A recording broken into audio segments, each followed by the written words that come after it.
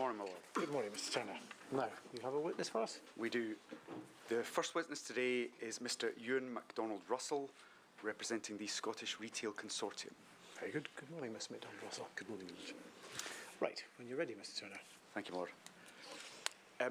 Before I begin, Mr. MacDonald-Russell, could I just give you a reminder that today's hearing will be transcribed, and if I could ask you please to speak slowly and clearly, that will help the stenographers greatly. Could you please state your full name? Ewan Alan MacDonald-Russell. And for the record, that's Ewan with a W and an A. W-A. And MacDonald with an AC and a capital D. That's correct. And Russell, 2 S's and 2 L's. That's correct. That's a good start. You've provided a written statement to the inquiry, and for the record, that is SCI WT 06131. And that was a statement given jointly with David Lonsdale, Director of the Scottish Retail Consortium. Is that correct? That is correct.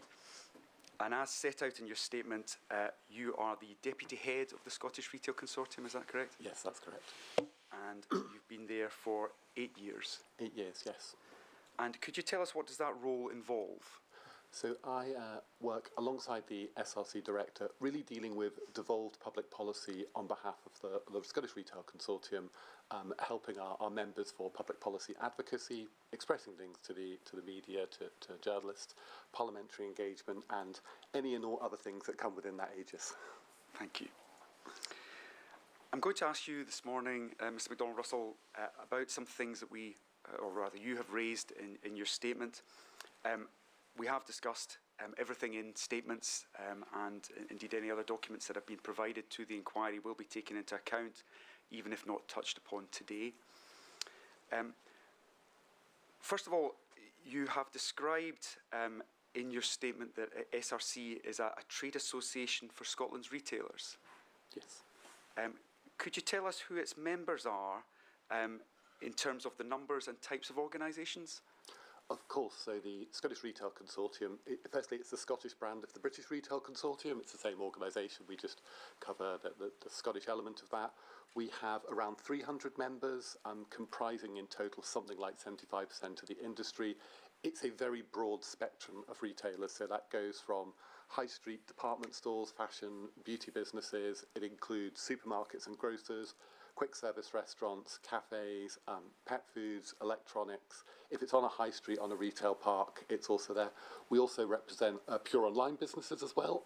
And on top of that, we also have a number of subsectoral trade associations who are members of ours, people like the Grocers Federation and the horticulturalists, booksellers, and so forth. So as a consequence, we have a fairly clear relationship, a direct representational duty towards pretty much every type of retail going, and I think I've probably explained, it's a very diverse industry.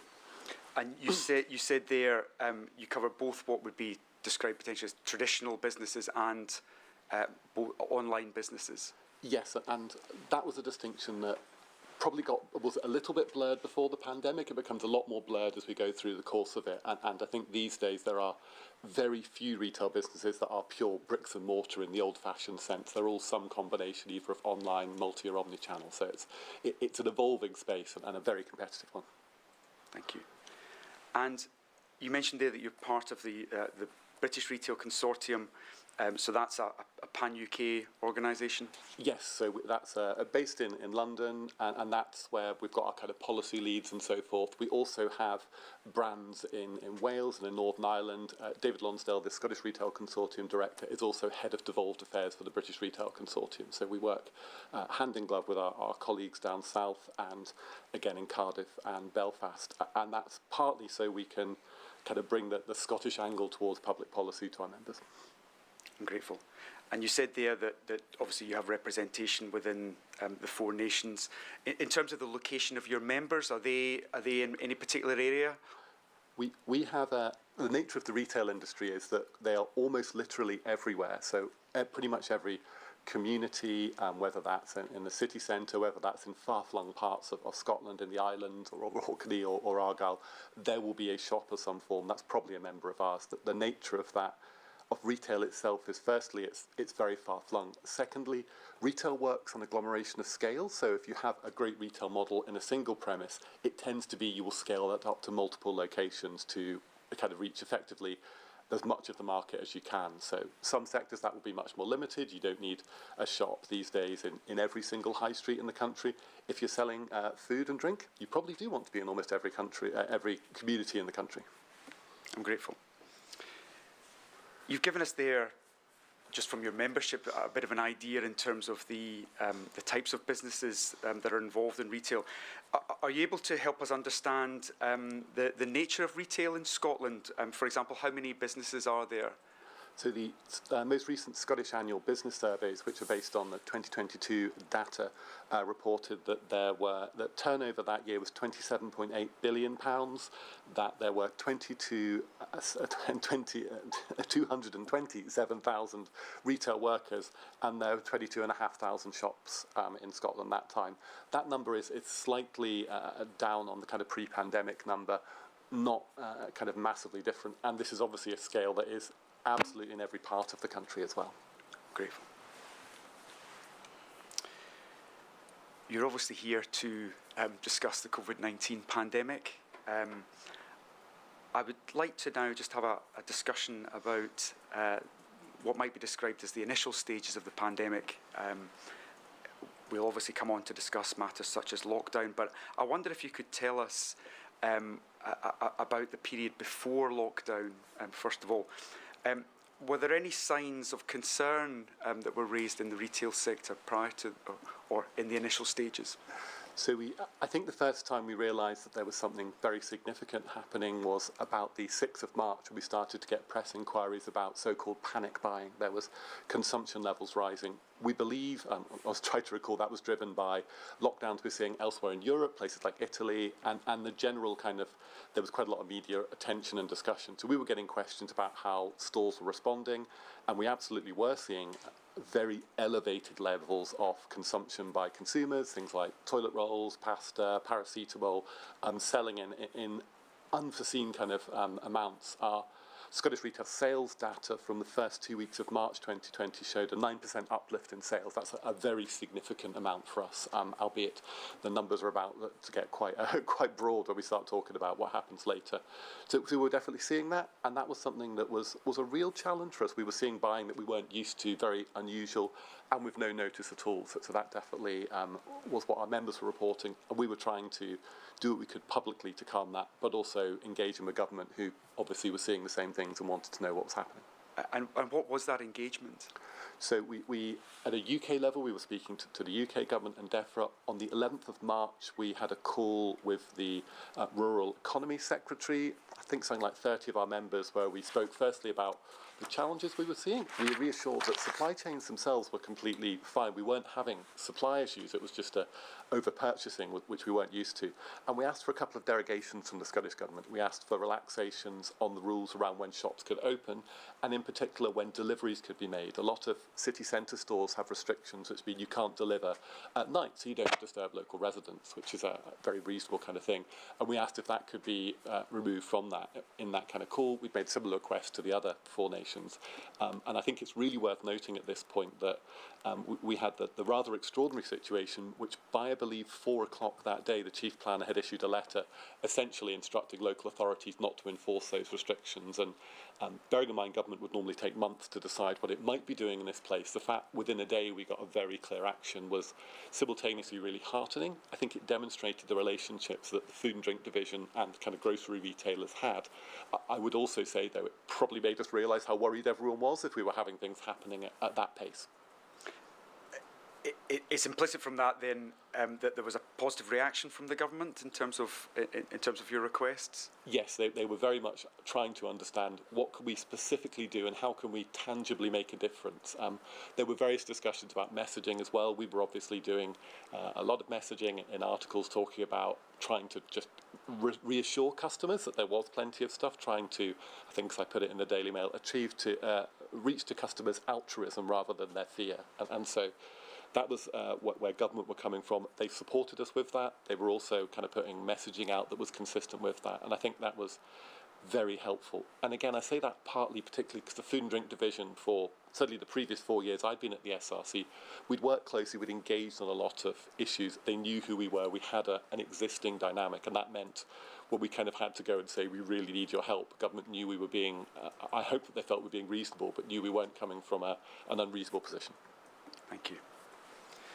And those flexible arrangements, those were put in place on the 11th of March. Did those continue, and how long for? I think it was, the letter kind of gave us a latitude on it. It was only something we really needed to do in that particular kind of panic buying session. I cannot recall off the top of my head when they actually were removed, but I would say that members probably wouldn't have wanted to take these steps unless it was actually required. We don't want to deliver at night because if you're running a shop, you don't want to annoy all the local residents because they won't come and shop from you. So that's on the 11th of March and the period immediately after, and we know lockdown occurred on the 23rd of March. You've described in your statement the intervening period as a slow motion towards lockdown. Can you explain what you mean by that? So obviously we were seeing a lot of consumer behaviour. We were following what both the UK and the Scottish Government was saying and sort of the mood music that was happening, understanding the direction of travel and how we felt that some form of lockdown seemed certainly plausible. So customers were responding to that. They were not going out and doing things. They were responding to the health advice. So one of the consequences was some of our members, particularly quick service restaurants, were looking at this going, and I think it was we don't really understand what's happening. We want to keep our colleagues safe. Also, of course, trade was falling off a cliff as well. So they were voluntarily closing, not in a coordinated manner, and indeed it would have been very illegal for us to do it in a coordinated manner, but they were kind of, brand by brand, slowly kind of closing doors, sending colleagues home, because I think genuinely they felt it was the right thing to do in the moment. I think we were aware this was an extraordinary situation. So that's businesses beginning to close even before they were ordered to do so? Yes. Okay. And then we come to the 23rd of March and we have the first lockdown. I'd like to ask you some questions now about that lockdown and the effect on the operations of the retail sector. Did all businesses lock down at that point? So the nature of, I think probably for both this lockdown, indeed for the next 18 months, David Lonsdale and ours job was primarily advising members how they could trade. The nature of retail meant that there were, as a distinction made between so-called essential and non-essential retailers, a slightly arbitrary distinction. It's probably worth just highlighting, of course, that businesses could still trade online. So retailers who had a pure online presence, although they had to comply with the new kind of health and guidance restrictions, still could trade. Grocery retailers, pharmacists, pet food, and a few others were still able to trade in store, but obviously under kind of very strict rules about keeping people safe, strict rules which we were indeed supporting and working on as well.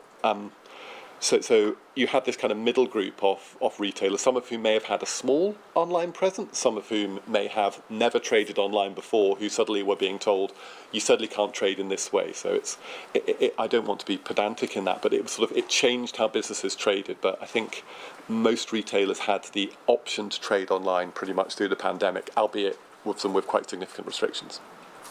Thank you. And you referenced there a distinction between essential and non-essential retail. Are you able to explain the difference between those two? I will try, although I think this is something we've tried to explain for 18 months. And in a nutshell, that the distinction made by government was on items that customers would absolutely have to get, so food and drink, and the businesses that predominantly would sell those products. And that predominant later becomes a question. We saw some brands who might have a very small food offering claiming that they were eligible to open. So it all on the margins, this became messier as things went on. And of course, the pressure to trade came on. In the first lockdown, I don't think there was a lot of... It almost felt a little bit obvious in the sense that, if you're a supermarket or a food retailer, that meant you're kind of selling essential stuff. If you only sell kind of non-food products, that means you're non-essential. That was the slightly arbitrary kind of line within that. Again, with those caveats for pharmacies, obviously, and businesses selling animal and pet food and so forth. And did your members find it, you mentioned there at the start it seemed obvious. As the pandemic progressed, or indeed at the start, did your members find it a useful distinction? I think I think as it went on, the anomalies become more challenging because the consequence of lockdown was so significant. If your physical business is closed down, if the colleagues who used to work there are furloughed or not available, that meant you've got enormous costs, but your income is massively reduced. The income, conversely, of businesses that could trade was broadly slightly up, and that was because they were the only place people could kind of shop with. So the there was definitely an advantage of trading, not least just your business has cash coming through it rather than being reliant on loans or financial support. And I would say at all times our members' predominant ask was if it was safe we would like to trade, so there was always that kind of pressure. And I think those kind of marginal cases became the one where a business would say, well, I sell this amount of food or not this amount of food, and that's where it probably got a bit messier on the edge of that. And of course some businesses were very frustrated if they felt a competitor had an advantage they didn't. The retail industry is very competitive by nature. Everybody wants to beat the next store, everyone wants to beat the next brand, so there were always going to be those tensions within that. I'm grateful. You've mentioned there, in fact you mentioned a couple of times, online retail, and you mentioned in your statement businesses pivoting to online trade, reflecting that. One of the schemes that was online was the shielding lists and the delivery of food through online deliveries to those that were shielding. Were your members involved with those schemes? We were involved in those schemes on a Four Nations basis. That was going to be my next question. Was that across the UK then? Yes. And were those schemes UK wide or were they nation specific? No, they were done on a nation specific basis, and I think it's worth noting that created challenges for our members. For a lot of the cases, they were having to find new customers. A lot of the people who are on the shielding list weren't existing customers. They were given the kind of data and details, and obviously wanted to prioritise deliveries to these people. They were doing it in 4 different ways, and I believe the data came under 4 different set of rules about how it could be handled, the different agreements and that, and it was, I can't really think of a better way to say it was quite a faff to get it all organised into a single database, but to do it in a way that meant that in the future, of course, all that data could be safely removed. It was information our members were happy to take the duty on of helping people, but I suspect probably didn't really want to have, certainly in the future, because of the GDPR requirements around that. You've mentioned it was a faff. Can I take from that they would have preferred to receive that in a different way? Yes, if it could have been a single kind of point of contact on this, would have just made things a bit simpler. I think it's worth noting in lots of cases for the retailers, this is predominantly the big grocery retailers we're talking about, there would have been very few people working in offices, people working from home in unusual situations, so trying to do these things exactly right was difficult anyway. Anything that could have just made that a bit easier means people don't have that concern they're inadvertently going to get something wrong. We take the duties around information security very seriously, and members have to, of course. So the 4 different ways was just, it was unhelpful in the moment. Thank you. I'd like now to talk about some of the effects on trading for your members, and if we could perhaps talk. We've talked about the period immediately before lockdown. If we could now just have a word about the period immediately after. You described an initial period of panic buying prior to lockdown. Did that continue after lockdown came into effect? It didn't really continue that significantly, probably a couple of days after lockdown, to be honest. And that's really because customers realised the shops were still going to be there. There would still be more toilet rolls available, no matter how many they felt the need to kind of put in there. So, and what we saw from a trading perspective, our March 2020 Scottish retail sales figures, as I mentioned, there was a 9% uplift in the first 2 weeks. There was a 44% fall in the last 3 weeks. And I think the other statistic that might be worth noting is in our April 2020 figures, non-food sales fell by 70%. So earlier when I cited that a 9% uplift was very significant, I can therefore allow you to draw the conclusion that a 70% fall in sales is absolutely astronomical. We literally had to redo the graphs on our data releases because we'd never had anything like this in the 25 years we've been running. Oh, sorry, at that point, the 20 years of data we've been running. Thank you. So what we're seeing is, just interpret that, you're seeing a sort of gentle spike and then a cliff edge. Absolute cliff edge. And the graph literally looks like a cliff edge just falling down into the depths of where we never thought we'd ever be on sales. You mentioned or to mention again, that the online trading, was that the same for those kind of businesses, or was there a distinction between traditional and online businesses? So we saw a really significant growth in online across the pandemic. Our December non-food online growth was 44% across the year, so again, an astronomical rise. And as I think I alluded to, what we saw was a mix of businesses that were already online, particularly non-food businesses, if I can differentiate, who were already online, who were able to trade in a manner that they kind of had a system to do so.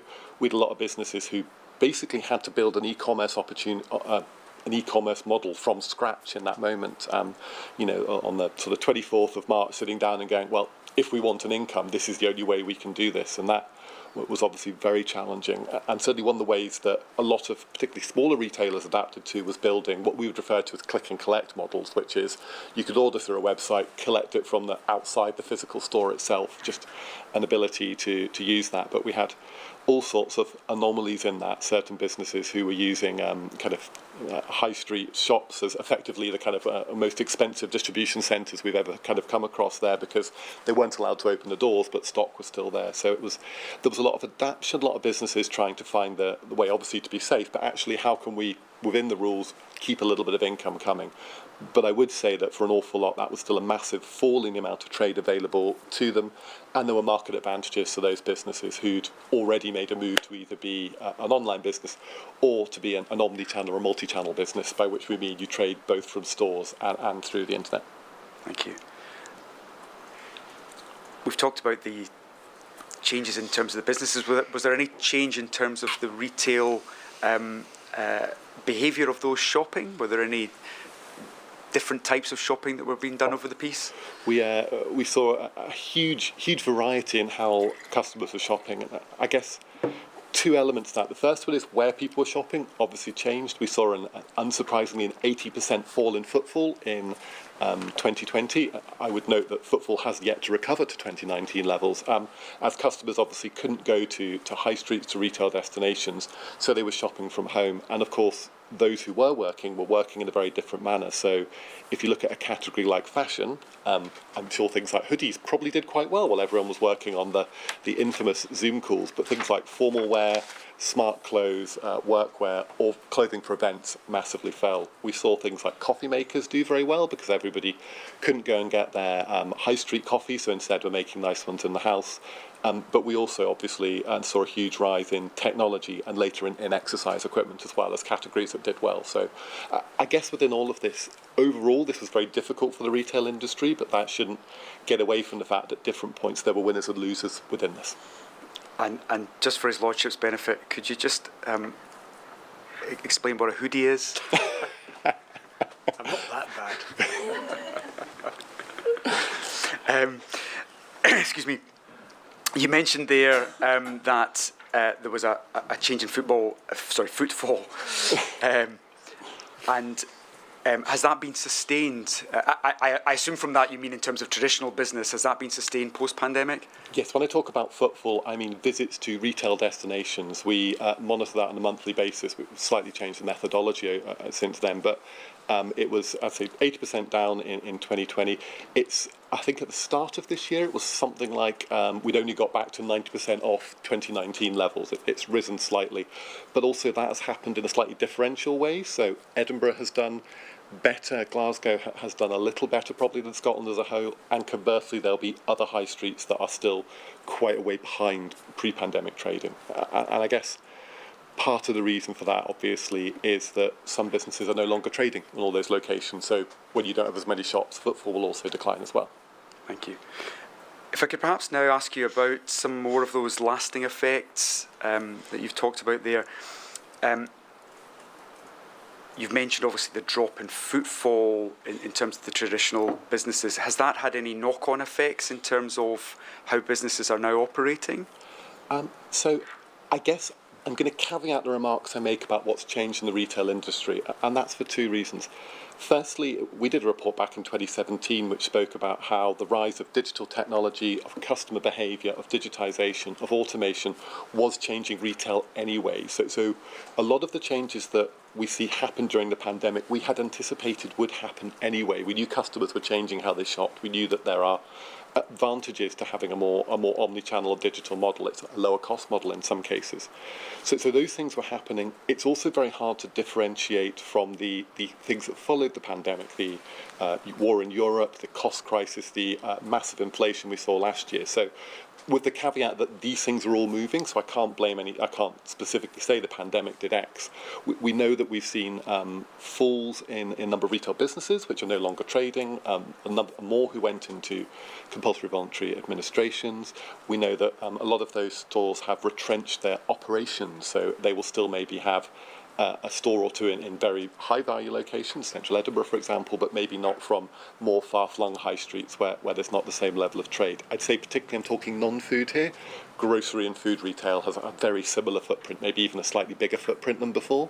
But these businesses, I would say if you look at food to go, and particularly coffee shops and those sort of businesses, obviously during the pandemic there was nobody in town and city centres. We also know in Scotland, probably a bit more than elsewhere in the UK, there hasn't been the same return to working in offices that there was before. So people tend to work 2-3 days in town city centres and offices rather than 5. So that's meant that we do have a diminished footfall overall. And so lots of those businesses have changed, whether they have as many branches in a town or city centre, but also if they can open branches in other places. We've seen retail parks do very well, not just because of the pandemic, but for a variety of reasons. You see a lot of expansion there, particularly in that sort of space. And we see businesses innovating constantly, everything from coffee subscriptions to the various other incentives to try and keep a bit of customer loyalty and customer loyalty programs coming from that. So all of these things are about customers have had a bit less discretionary spend, and it's how retailers can attract that spend has been the overarching aim, but massive changes underneath that. So, and just to summarise there, so part of that is a reduction in terms of physical stores, yeah. And that trade moving online. Is that some of that trade has moved online. Some of that trade has been absorbed by bigger retailers as well, though. So you've got a few of the brands who've been so-called winners, if you like. They have absorbed other fashion brands. Fashion's a good example. A number of fashion businesses are no longer trading. A lot of the kind of brands, the intellectual value, that sort of thing, has been taken and is run through a store that will now have multiple lines in it. It's a slightly odd situation because department stores struggled enormously. They were a model that was struggling anyway because they broadly solve other people's problems, and the internet provides price transparency. So if someone else can sell the same product cheaper, customers will sit in the shop and check the price in front of it. They are utterly ruthless. So that behaviour then. So you had this phase where department stores struggled. A lot of those units are still empty, of course. But actually some of the brands themselves have almost reabsorbed different retail brands and are now running them, but from a sort of online marketplace model to a degree. So everything changes and everything stays the same. And a moment ago you drew a distinction between food retail and non-food retail.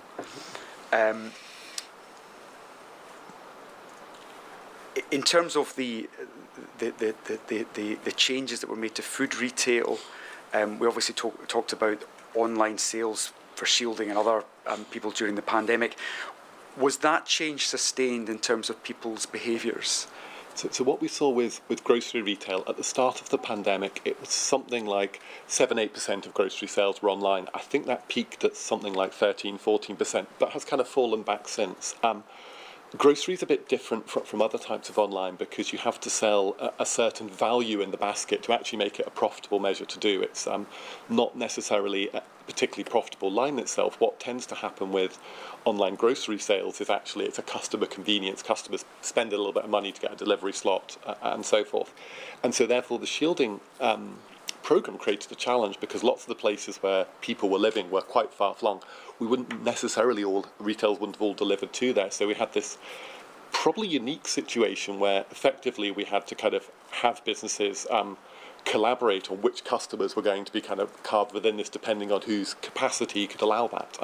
Some retailers distributed to different parts. Some people were very focused on the central belt. I would say that the economics behind that probably haven't changed, and that's why you've seen a kind of spike during the pandemic when people could only get their shopping in some cases. And if you were in a particularly rural area, actually, the delivery of a large shop was something you couldn't access yourself because you weren't allowed to drive to the cities. So that kind of says that. I think it's generally fallen back as people have returned to that pre-pandemic pattern with an element of expansion. That tends to be in higher value products as well, though, I'd say. Thank you. And comparing that, contrasting that with non-food online, what was the position of that going forward? Was that sustained post-pandemic? That's been sustained to a much greater degree. So at the start of the pandemic, it was something like 25% was online non-food sales. That peaked stratospheric levels at various points, fell back to around 40% at the end of the pandemic, and it has continued to tail back since. I think it's about 34-35%, and has sort of stabilised there. So it is worth noting a kind of 9-10 point shift in the way that we buy clothing buy products is massive, and that's particularly true in certain sectors. I talk about fashion quite a lot because that's an area where we've seen a really big shift, but lots of retailers moving to a 50-50 model where they will sell half online, half through a shop, but often the two are pretty heavily integrated as well, so there's a lot of crossover. So you will get a case where people will maybe order things in a shop, but it gets delivered home, and but it would definitely be a sustained change in how we shop, which is a consequence of the pandemic. And you're saying there's 25 to 34, and you've mentioned 9%, a significant rise. You'd also mentioned the fact that we were seeing changes in terms of people's behaviour even before the pandemic. And some of this would be reflected in that change. Just so His Lordship has an idea about the sort of degree of change there, but for the pandemic, how long would you have expected that sort of change to take? So our 2017 report spoke about over the next decade we expect to see these changes. So I think it was either by a decade or by 2031 or 2, and we'd spoken about a fifth of shops maybe closing. So this was absolutely a very long-term change we were talking about over 10 years with businesses adapting as their business model kind of suited that. It definitely wasn't something people planned to do in 3 months. So we're talking about an acceleration then of... An enormous acceleration of retail change. Obliged. I'd like to speak to you now about operational matters for your members. We know obviously over the course of the pandemic there were operational measures taken by retailers. Can you tell us anything about the additional costs involved for your members? Yes, so our members who were trading in person, so particularly talking about kind of grocery retailers and their ilk, in the first month, so by April 2020, our members reported there'd been a £9 million spend in measures in store. By that point, in February 2021, we put in one of our media releases that at that point the cost was about £50 million. Again, this is just a Scottish figure. To be honest, we stopped counting after that. I think it felt like gilding the lily by that point. So these are really substantial costs, and that's just the specific costs of the measures that we took to make shops safe. It doesn't include things like extra labour costs and so forth. You mentioned labour there. What was the effect on the staff in terms of their numbers, etc.? It was, firstly, it was an incredibly difficult time for retail staff who were having to go out into shops at a time when none of us really knew what COVID was, except it was absolutely terrifying. We definitely saw that, and I believe that if you look at the Scottish Annual Business Statistics, there were 238,000 retail workers in 2020. There were 257,000 in 2021, and then it dropped to that figure I gave earlier of 227,000 in 2022. I put a slight health warning. I think that the way those numbers probably done in the circumstance, there's a little bit of volatility, but I think that shows a huge increase in people working, and that's because if you're in a grocery retailer, certainly at the start, some people weren't able to get away for childcare. We, of course, had lots of people who were isolating during the course of the pandemic, and retailers were very strict on ensuring that staff weren't there. And, of course, people going into other parts, distribution, online, that uplift. So kind of retail workers, there's kind of a spike and then a reversion. Of course, retail is one of the few places that people were able to trade during that time, so it's perhaps understandable. So that, of course, had pretty significant costs as well within that. Thank you. If I could now move, we obviously know that SRC and BRC are operating across the country, and that you have members that are located at various locations, and we've talked about some of the rural and city centre distinctions. You mentioned changes in terms of businesses, etc. Are you able to explain to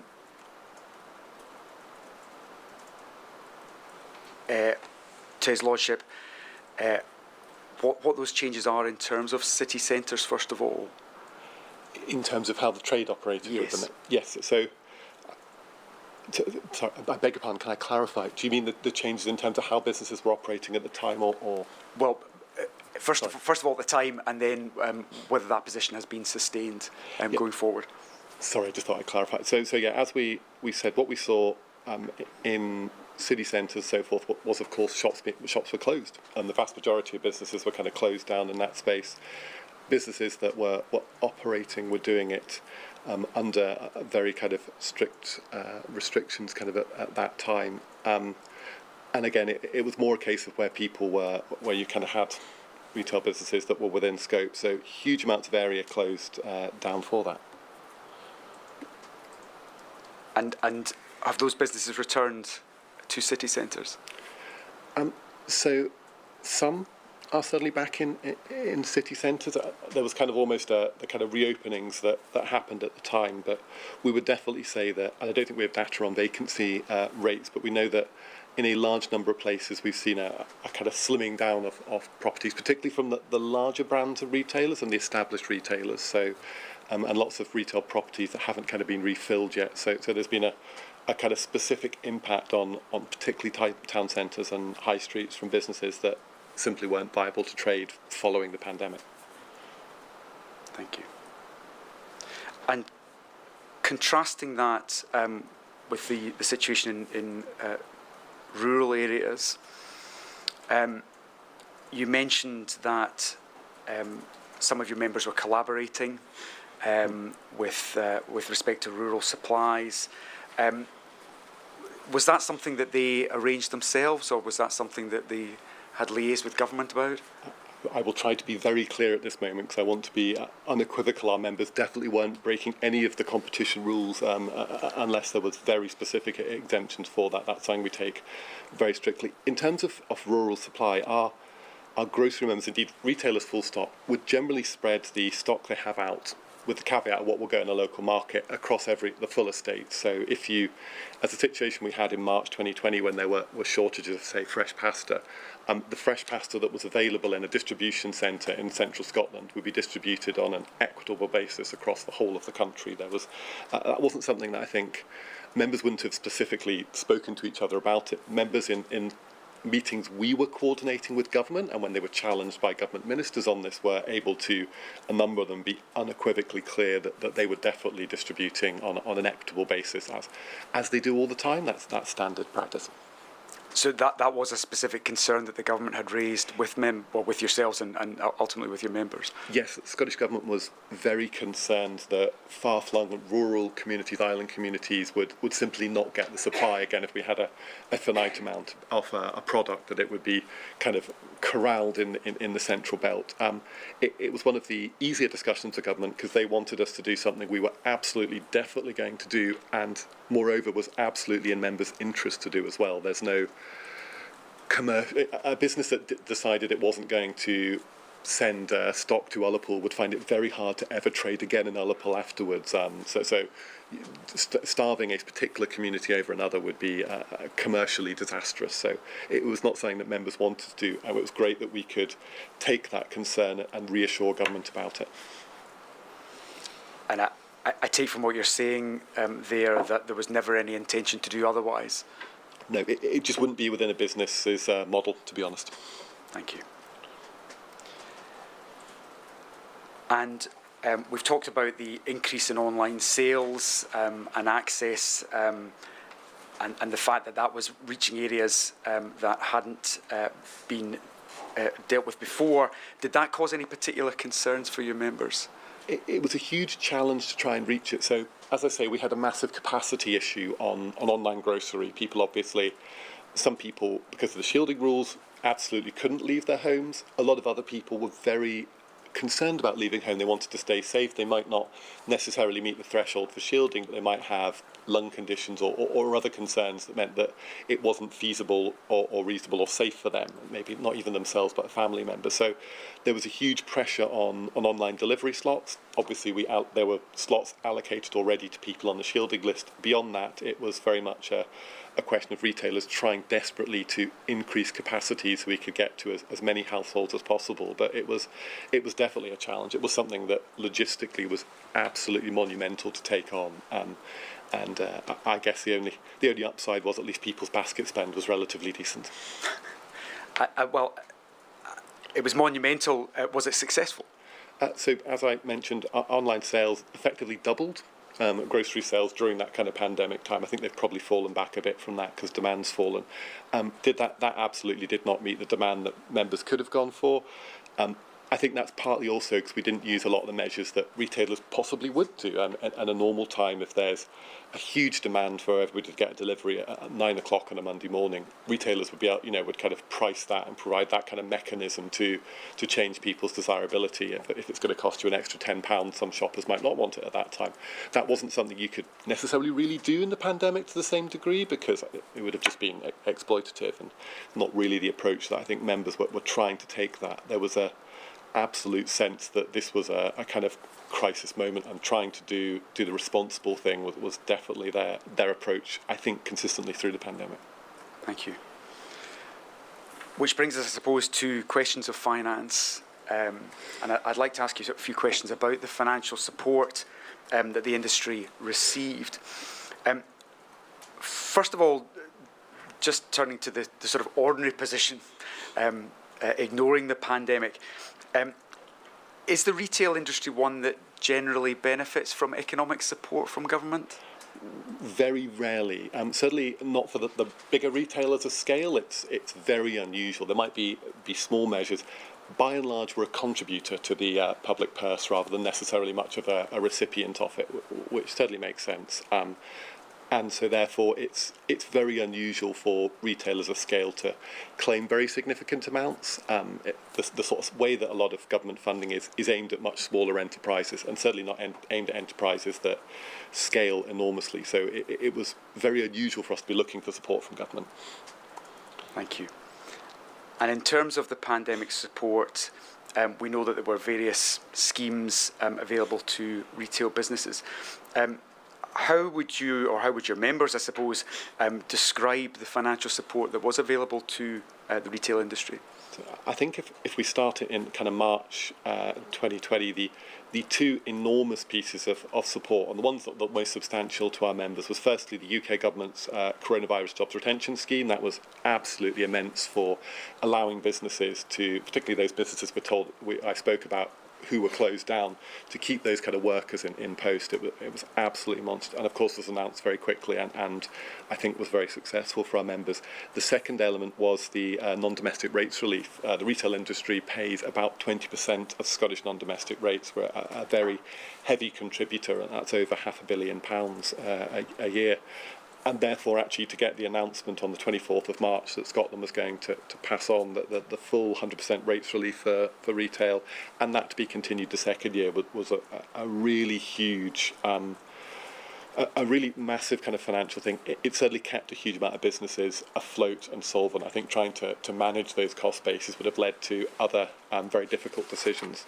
I think if we come to the third element, there were COVID grants in 2020. I think there was a little confusion around this. I think it was originally announced as it was going to be, I think it was £25,000 per property. The government then said it was £25,000 per business, and I think there was eventually an accommodation reached where it was £25,000 for the first store and 75% of that for subsequent stores. So just slightly different, and just a little bit kind of more slightly more there. I would say that, again, that's something that probably was a bigger thing for some of our medium and smaller members. I think our major members of scale, the scale of costs they're running, a lot of these grants and a lot of the other grants that came later on were probably of less relevance because they simply wouldn't have made enormous difference, I think. And what was the effect of that support for your members overall? And I think in very short, for those businesses who are trading, who are making very significant increases in cost, it almost allowed them to kind of make that with a kind of confidence, well, we need to kind of crack on and do that. I would note in the second year, some of the large grocers actually repaid the business rates relief. They felt it wasn't kind of appropriate to have that. That was a sort of situational thing. And indeed, it was an interesting challenge, since I don't think up to that point there was a mechanism in which you could return rates relief. So one of the little things that came up out of this. For those other businesses, though, I think probably the term lifeline is the best way to put it. I think that a huge number of businesses of retail businesses would simply have collapsed into administration at that point. I think even those businesses that would have been able to carry through without, for example, furlough, they would have had to make enormous changes to their workforce at that time, because there's no possible way they could have kept funding salaries with little or no income coming in. And I think you describe it in your statement as critical. Is that how you would describe it? Absolutely, would describe it as critical and quite fundamental to the majority of those businesses still trading. Thank you. If I could ask you now about the timing of the support, how quickly did your members find that was available? So in reference to the three I've outlined, it was very, very swift. The furlough scheme, obviously, it's a UK government responsibility, so we weren't close to it. We didn't work on that. Went through there. Obviously, the rates relief announcement was effectively from the moment the government had announced that was the way that worked. I believe that the grant system was slightly more cumbersome. I think that had to be applied for via local authorities. As I hopefully explained earlier, retail tends to work on agglomeration of scale, so it might well be that a retail business applying for these grants was having to apply to 10 different local authorities for 10 different stores, which was a bit cumbersome. I probably should have mentioned under financial support, I believe a lot of retail businesses also benefited from the various coronavirus loans that were provided, but that was a UK government responsibility, so I don't really have any detail on that apart from being aware that was something they were involved in. Thank you. And just in terms of timing, you mentioned in your statement that the rates relief was very shortly after lockdown. And that Scotland moved on the 24th of March. Yes. So we're talking within days, effectively, or within a day Yeah. of lockdown. It was just a day after lockdown. I think it was a few days after the UK Chancellor had a similar sort of announcement. So I do believe there was Barnett consequential funding that allowed that, but it was very kind of swiftly done. I think we were preparing to start asking government for it, and then found out that they'd done it. So that's a swift response that I think we could have reasonably expected. Thank you.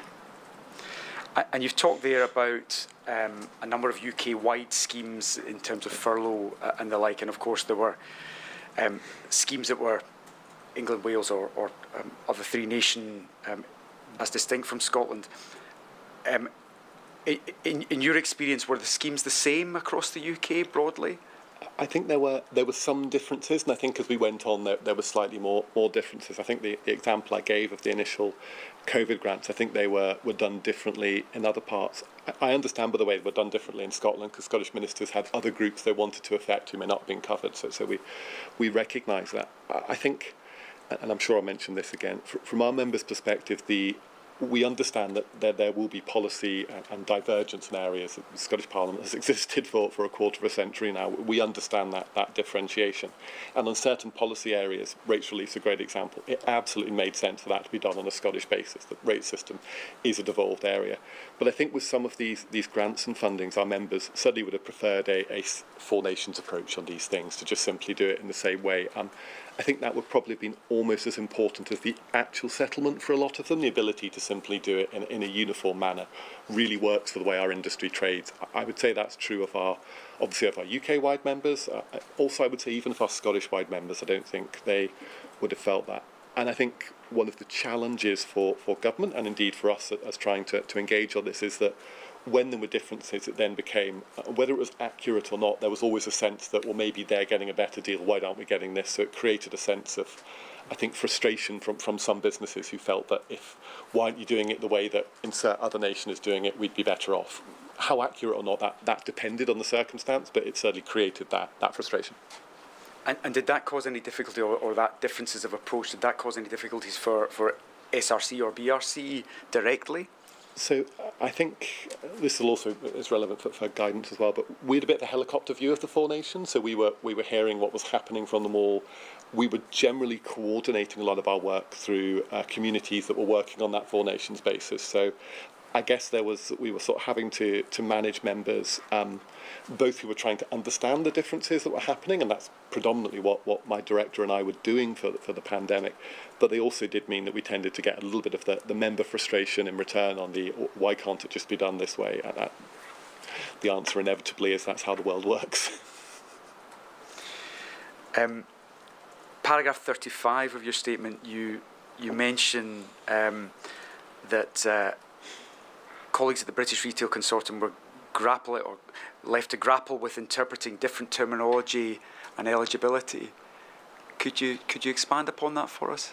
Probably not to an enormous degree. I understand that the exact rules around the loan schemes require different businesses of scale, different types of premises and so forth, made you eligible or not for different things. I don't really have anything more upon that. As I say, it wasn't my area of expertise.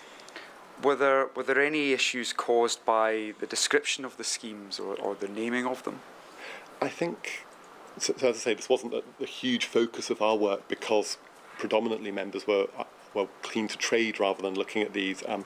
I think that there was an awful lot of different types of these things that may have sounded a bit similar. It's not something we had a huge report on.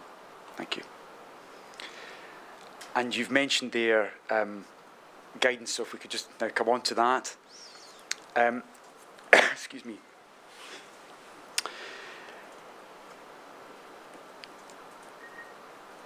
If I could talk to you first of all about the government's approach to guidance. You've mentioned that the Scottish Retail Consortium and indeed the British Retail Consortium have a vast array of different types of businesses, from the smaller retailers to national firms. Did your members find there were any particular issues that arose from those differences? I think there was always a challenge for us as a very broad coalition of retailers, managing the difference between those businesses who had more freedom to trade than others. So some businesses obviously had very specific questions about how some things would operate. Other businesses, it was slightly more hypothetical. There were different time frames as well on lots of the questions about guidance and on what was happening. And I guess that's twofold. On one hand, if a business is trading right now and there's a change to the level system, for example, they were having to operationalise that in the moment. Kind of, they'd get an announcement, they'd try and do it. They had to be ready for the regulations, which were often very short notice. If it was a change for perhaps a business that wasn't yet trading, there wasn't that same, we have to change what we're doing in the store right now, we have to be ready for when we're allowed to trade. So that timing difference. I think the other one that's worth maintaining and was very hard for a lot of our members is retail is simultaneously incredibly short term. It's what can you sell today. It's also a very long term process. I'm sure if anybody's in the shops at the moment, they will see the array of Christmas items and products being sold. Planning for Christmas trading starts in January. Most of the purchasing decisions are made in the first half of the year. Stock is travelling in the kind of third quarter. So when we talk about the impact of, for example, making closures at Christmas, that has a huge effect. A business has to almost 9 months out be thinking, well, do I buy this stock? Do I get party dresses so people can go out for a Christmas night out or not? These are very challenging decisions, and obviously if your sole trade is in fashion or in these items, that's very different from if your people are still going to need to buy beans in a week's time regardless. And for His Lordship, you mentioned there, I mean, you're saying obviously long-term planning. Are you able to give His Lordship any indication sort of what sort of differences we're talking about? What was the acceleration, if you like, in terms of the implementation? So I think, so obviously the kind of lockdown came with a couple of weeks kind of notice. I think if we talk about I think possibly the most egregious example was it's in January in 2021 when I believe the timeline for the restrictions that came in on click and collect, so the ability to sell products directly from your shop, I think the announcement was on the Wednesday.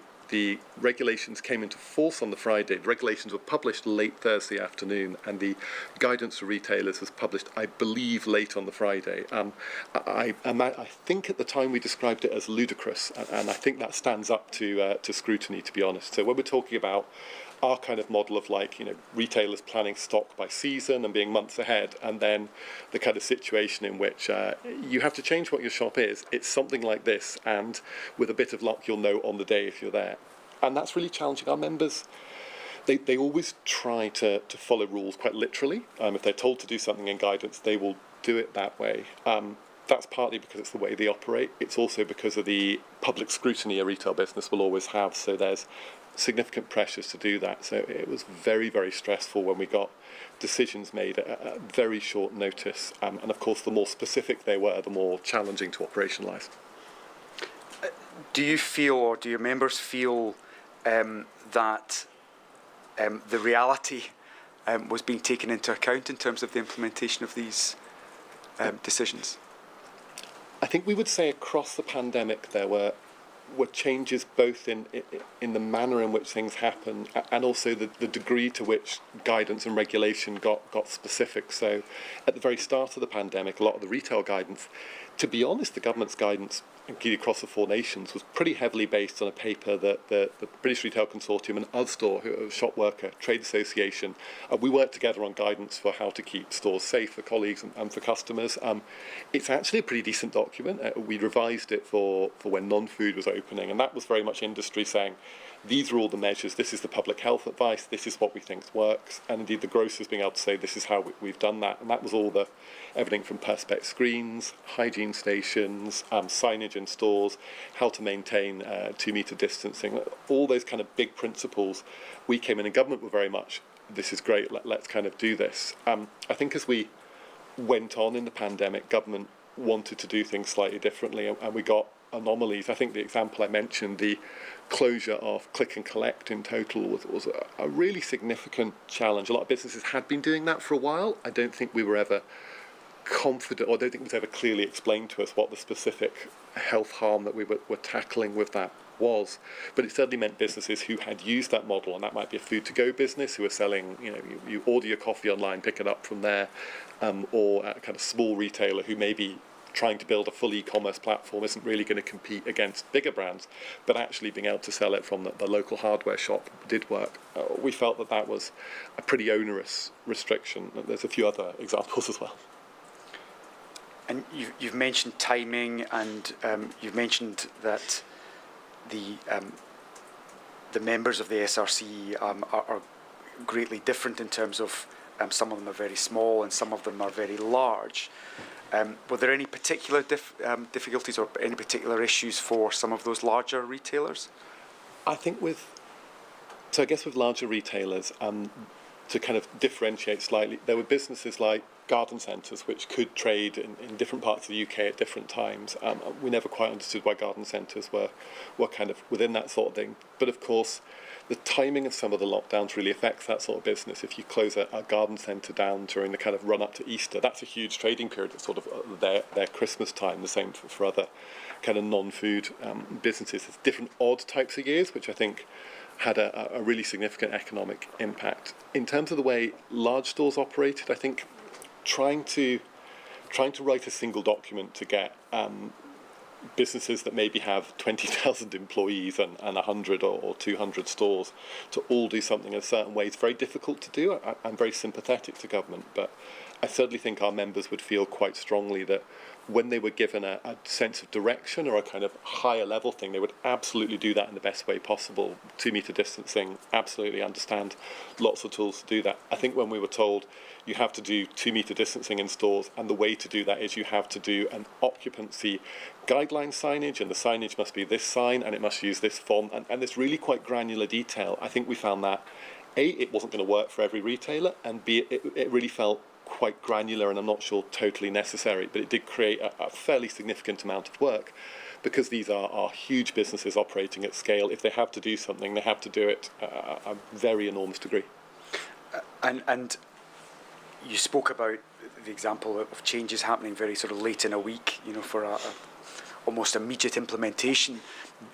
Was that something that your members could actually comply with, given the size and scale of some of these businesses? I mean, I think it again depends on the kind of to what degree, and I guess compliance is quite a tricky sort of, in the sense of, if an environmental health officer had come in on the 15th of January and said, are you following the guidance? A retailer would have gone, well, you only published the regulations 8 hours ago and we haven't got the guidance document yet, so it just wasn't possible.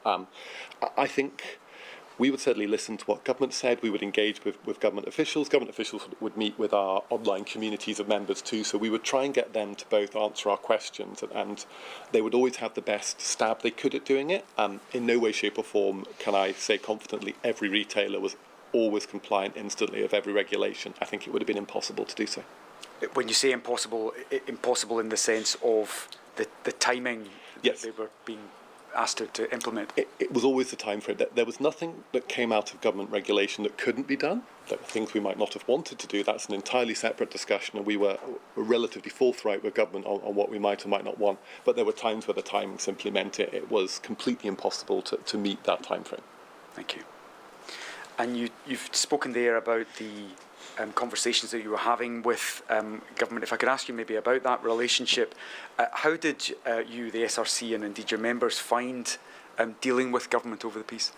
So I think there were a huge amount of learnings that kind of came from it. I mentioned at the start our relationship on the food and drink side. That was a very long established relationship with that part of government. I think it took a little bit of time right at the start for government to adapt the structures for briefing kind of the whole of the business community. I think that there was maybe a smaller group that they were used to having a regular dialogue with, and they kind of had to change the model slightly. I would say once that happened, we had phenomenal access to government ministers, to government officials. We were able to ask questions. During the course of the pandemic, a specific retail team was formed within the Scottish Government, and one of the outcomes of the pandemic was the Scottish Government published a retail strategy, and there's now a sitting industry leadership group. So I would say from a starting point where I think food and drink retail was sort of looked after by government and larger retail was a sort of anomalous part, I definitely think we changed that situation to a very specific relationship, both with kind of business, and I would say government officials were assiduous in speaking to us wherever they were able to giving us the best steer they could. And did you find government responsive when you approached them? Sometimes is probably the fairest answer. There's lots of occasions where government would listen to us. I've mentioned the kind of adoption of a lot of the retail guidance, a lot of the details on how to do things we were consulted on. There were, of course, times we disagreed. I think we always tried very hard to be clear that we were not public health experts. If there was a public health imperative to take action, our members understood that. They wanted to work with that.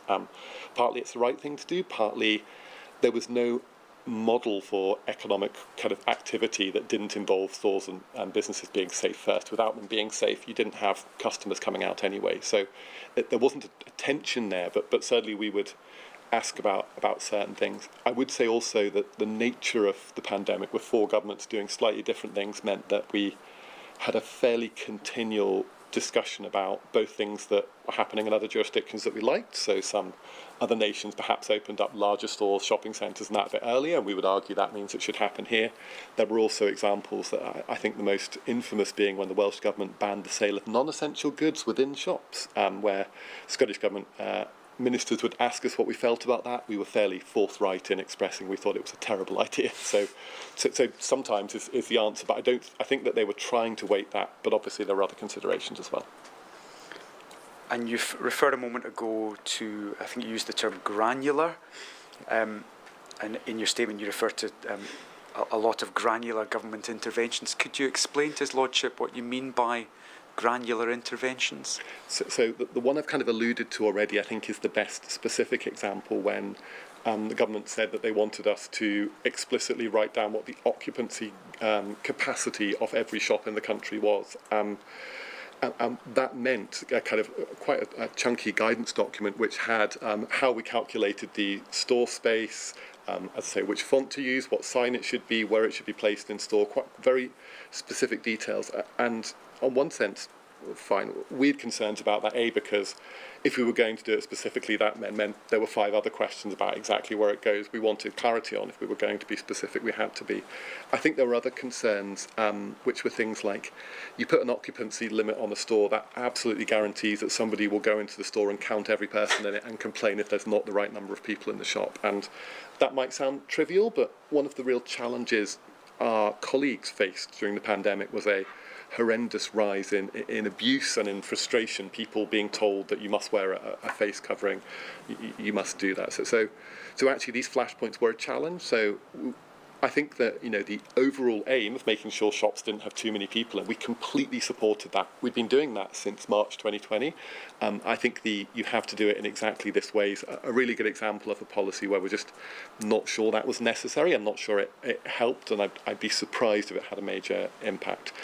I will say that we didn't always have problems with regulation. I think one of the clearer examples is government spoke to us and consulted with us about whether we're bringing in rules about face coverings. Did we believe that should be in regulation? We absolutely were categorical. We wanted that. If customers were being asked to do things, we wanted it to be legal requirements, and that means the enforcement fell to the police rather than to some poor shop worker who really didn't deserve to be screamed at by someone who had decided that wearing a face covering was a problem. Thank you. From your members' perspective, was there an alternative approach to that granular approach? So, I think, as I've tried to outline there, that slightly higher level of government almost saying, this is the outcome we want to get you to, how can you do it? I think, as I've hopefully explained, retail is really diverse. Shops are all different, and what works in a 50,000 square foot superstore is just completely different from what works in a kind of sort of Tetris-shaped convenience store that's kind of smaller away there. So I think just a little bit of trusting industry a bit more, but putting that high-level perspective of, we really need you to do this. I think I am very confident our members wanted to do that. They wanted to demonstrate it. And I think part of that is that visibility. And that visibility means that every customer comes in, can see things. Some of our customers, of course, are parliamentarians, indeed our ministers, and one of our ongoing challenges was having to respond to officials who were concerned that a shop in some part of Scotland was doing one thing slightly wrong because a politician of some description had seen it and was very upset. I don't think we ever found any examples where members weren't compliant, but that was an ongoing challenge of both following the guidance but having to demonstrate constantly we were following the guidance. You've mentioned a number of difficulties which your members have experienced over the piece in terms of implementing government aspiration, if I can put it that way.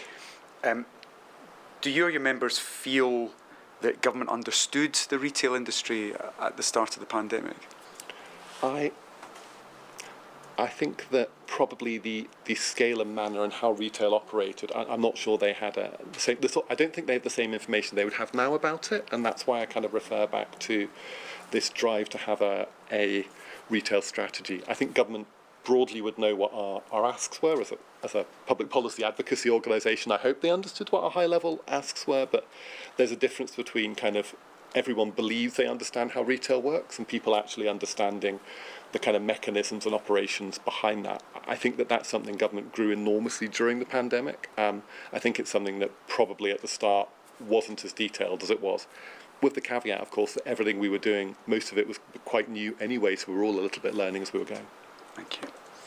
And I think that probably brings us to a question or some questions about the government's planning and preparation for pandemics. Are you able to offer any comment on the level of planning or preparation that the government had for retail in the event of a pandemic? I guess, so we worked with Scottish Government on things like food resilience and that sort of emergency side of it. That's something that both at a Scottish and a UK level there are mechanisms designed for. Things can go wrong with food supply chains, so we work with the government's food division, with DEFRA and so forth on that. So just to be clear, you mean At any time, not just in a pandemic, just... At any time, yes. Things can happen that could affect the supply chain. Some of those can be, I wouldn't say minor, but could be disruption to a crop because of extreme weather. Some might be because things like avian flu and so forth, and diseases that can take out and require restrictions. So there's a huge number of policy things that can impact on food supply. So I think government had a pretty good handle on that. We had very close relationships, both with government and with Food Standards Scotland, and that's something that I think was pretty well understood. I honestly don't think that we had ever had a discussion about what it would look like to close down the retail industry. That was a completely new innovation. It was unimaginable, I would say, probably even in February 2020, to imagine we close every shop down, and I don't think we were remotely prepared for that. And had the government spoken to you prior to 2020, out with a pandemic situation, are you able to say what the reaction of industry would have been to a suggestion of lockdown? I think I have to be careful how I describe what the industry's reaction to that would have been. It would have been, as I use the term unimaginable, it would have been incredibly distressing. Businesses would have been adamant that if you do that, you're going to destroy our businesses. I don't think before 2020 we could have imagined a pathway through, bearing in mind the restrictions were put in place. And in consequence of that, again, I'm asking you to hypothesise a little bit, but would industry have likely engaged in that kind of process? I would be really surprised if, to any significant degree, business would have been, heavily involved in that sort of planning. I can see a situation in which government might have run an exercise or discussion, and someone like myself might have got along to broadly talk about what it would look like for retail. I would be very surprised if my members would have substantially considered it at a very serious level. And that's because retail has so many other things going on. That there's always something happening in the moment, and they tend to be, as I say, that there's a sort of tension of they will plan kind of what they're buying for in 6 or 9 months' time. But a lot of it's about what's happening today. So the idea that they put a lot of time into a hypothetical question, I think it's unlikely they'd put a lot into it, beyond, please don't close our shops down. Thank you. And if I could now ask about sort of consistency of guidance. You've talked about consistency being helpful to your members on a number of different fronts. Is it fair to say that would also have been the case in respect of guidance? Yes. I suppose I should be absolutely candid. I think my members very much wanted consistency when it was in their interest as well, but by and large a consistent approach is what they look for. And that's true across all public policy. So regardless of a measure, our members would like it to be done on a Four Nations basis. They're actually perfectly comfortable for it to be beyond the Four Nations basis, with alignment with Europe and so forth as well.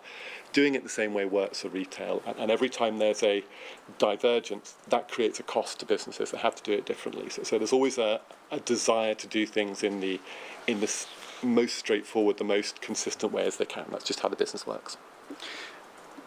And you've spoken about the sort of lack of unified approach between the nations. Did that translate, or how did your members find that on a more local level between, say, for example, local government areas?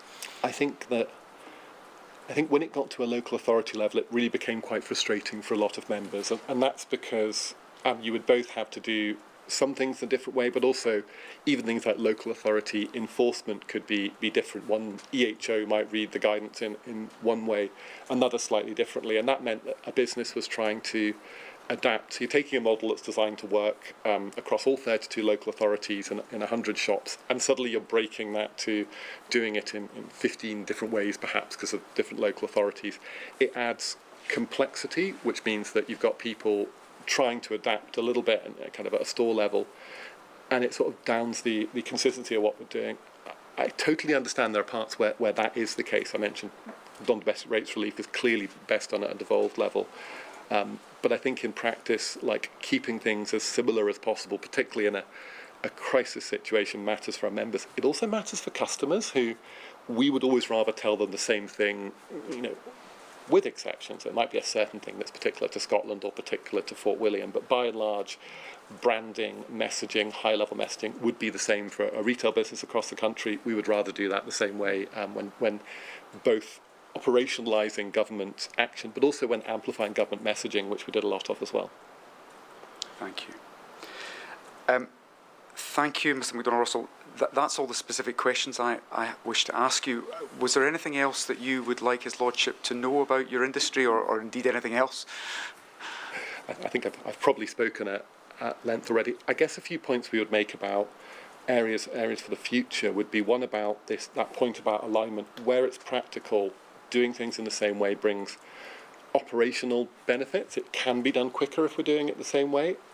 I think secondly, we would note the swiftness of the financial response and the impact that made, and that's how we went from an unimaginable situation of store closures through to a situation where there was a path through, a very difficult path, but a path none the way. So that swift fiscal response, and I think that alignment of financial response to restrictions was actually really important. And I think there's certainly a different way our members experienced the two Christmas lockdowns. We had a lockdown in December 2020 and 21. In reality, one of those was a formal lockdown. We kind of knew it was coming. We knew there was financial support. In 2021, the government sort of said that people shouldn't ever go shopping, but didn't formally lock down, didn't have some of those same support mechanisms. In both of those cases, sales fell by around 12% compared to 2019, so it's absolutely massive. And Christmas trading's about, so November and December, about a fifth of retail sales. So losing out on Christmas trading is massive. So I think that having that, if government wants to put in restrictions and put that thing in, it has to bring the chequebook to kind of cover the cost of it, because that certainly was very hard for members. I think that the third bit is that listening to business on the how to operationalise policy. I think public health and health officials and chief medical officer know what we need to do, and we would never dispute that, but actually listening to us on, if you want to do 2 metre distancing, if you want to protect shop workers by that, speaking to industry about it. We've got loads of experience in running shops. We know how to do things. We also know how to speak to consumers, so bringing us in and being part of that, I think, is there. I would say that the work government did on amplifying and helping the industry where it felt it could was massive. I'll specifically cite the first time we reopened in, I think it was July 2020, and the First Minister that day going out to a shop and going shopping, kind of just showing it was safe, and that support for us was there. The government asked us to do a lot. There were lots of times where they kind of came and provided us that, and that mattered for the way that we could feel a bit more confident ourselves. Fifthly, there's a lot of engagement structures that have been built since the pandemic. There's a quarterly business group meeting with the Scottish Government. There are various other forums. These are really valuable, and they're probably not talking about pandemic preparations, and they're talking about whatever the issue of the day is. But actually having both those structures, but having those relationships is really important. I cited the meeting with the Rural Economy Secretary. That discussion went that way because both sides knew each other.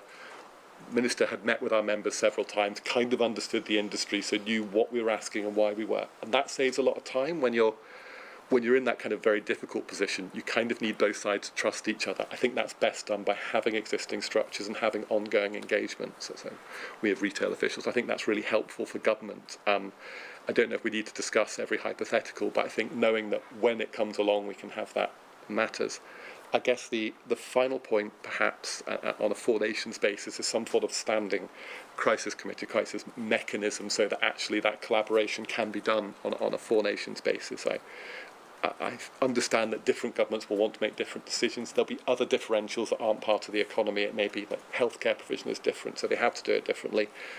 But at every point almost going, where can we align as a starting question, and then diverging after that, rather than everybody operating independently, would have made things significantly easier for our members, would have probably saved a lot of distress, and I think also would have probably meant people were less kind of bruised and battered by the end of it. I think the one final thing I would just note, though, in terms of outputs, is that obviously during the pandemic, retail workers had this incredibly difficult responsibility. They had to go out in very scary situation, and they had to go again and again into stores, wearing face coverings, washing their hands every 2 minutes or so forth, having to conform to all these restrictions, and having to deal with a lot of customers who, some of whom were just scared, some of whom were frustrated, some of whom were unacceptably abusive. I would say that the fact the government decided at the end, towards the end of the pandemic, to back the Shop Worker Protection Act, to actually put on a legal basis that where retail workers are acting on behalf of the state, they're given the same legal protections as emergency workers and so forth. I think that's really positive, and I think that the amazing work that retail workers did during the pandemic definitely shouldn't be forgotten, because it was a really difficult time and they absolutely stood up when they needed to. That's everything I'd say. Thank you. My Lord, I don't have any further questions subject to anything which your Lordship wishes to ask. No, thank you very much indeed. Mr Turner, yes, thank you, Mr MacDonald-Russell. That was most informative and illuminating. I'm very grateful. Thank you very much. Right, we've got a slightly longer break than we'd planned for, so enjoy Apologies, it. Lord. 2:45. Thank you.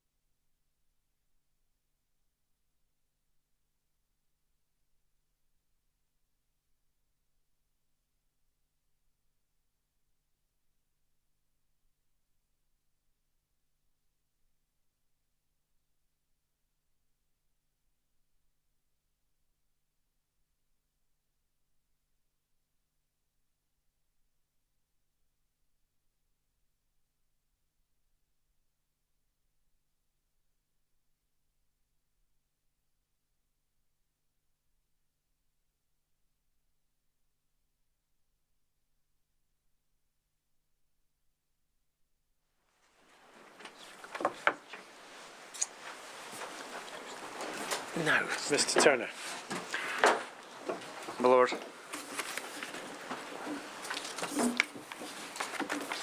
We now have a panel, my Lord, from the Scottish Wholesale Association, Mr Colin Smith and Mrs Margaret Smith. Now, good morning, Mr. Miss Mrs. Not Smith related. and Miss Smith. Confusing. Yeah. Yes, thank you. Mr Turner, when you're ready. Thank you, my Lord. If I could ask you each, first of all, just to confirm your full names.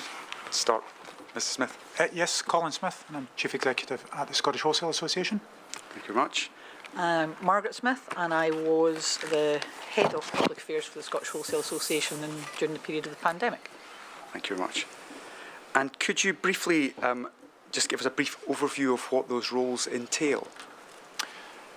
Well, certainly, I think we were going into the pandemic a small team anyway. There was about 4 of us, and that went down to just the 2 of us, because like the hospitality, and in effect our sector was closed, or our own business was closed in terms of the event side. So our primary role was just to keep the wheels of the food and drink industry moving, and Margaret and I were the key link between our members and the government, so they could hear our stories, the impacts that the pandemic was having on our sector, and indeed not just the economic impacts, but those on the personal lives of our workers, our members and their workers, and the extended families of which we remember here today.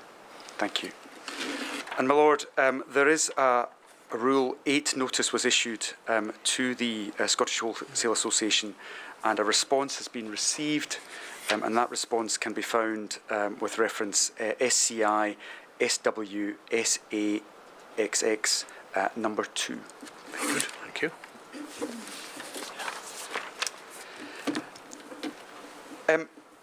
Perhaps by way of introduction, we could start by having a look at the overview of the wholesale sector in Scotland.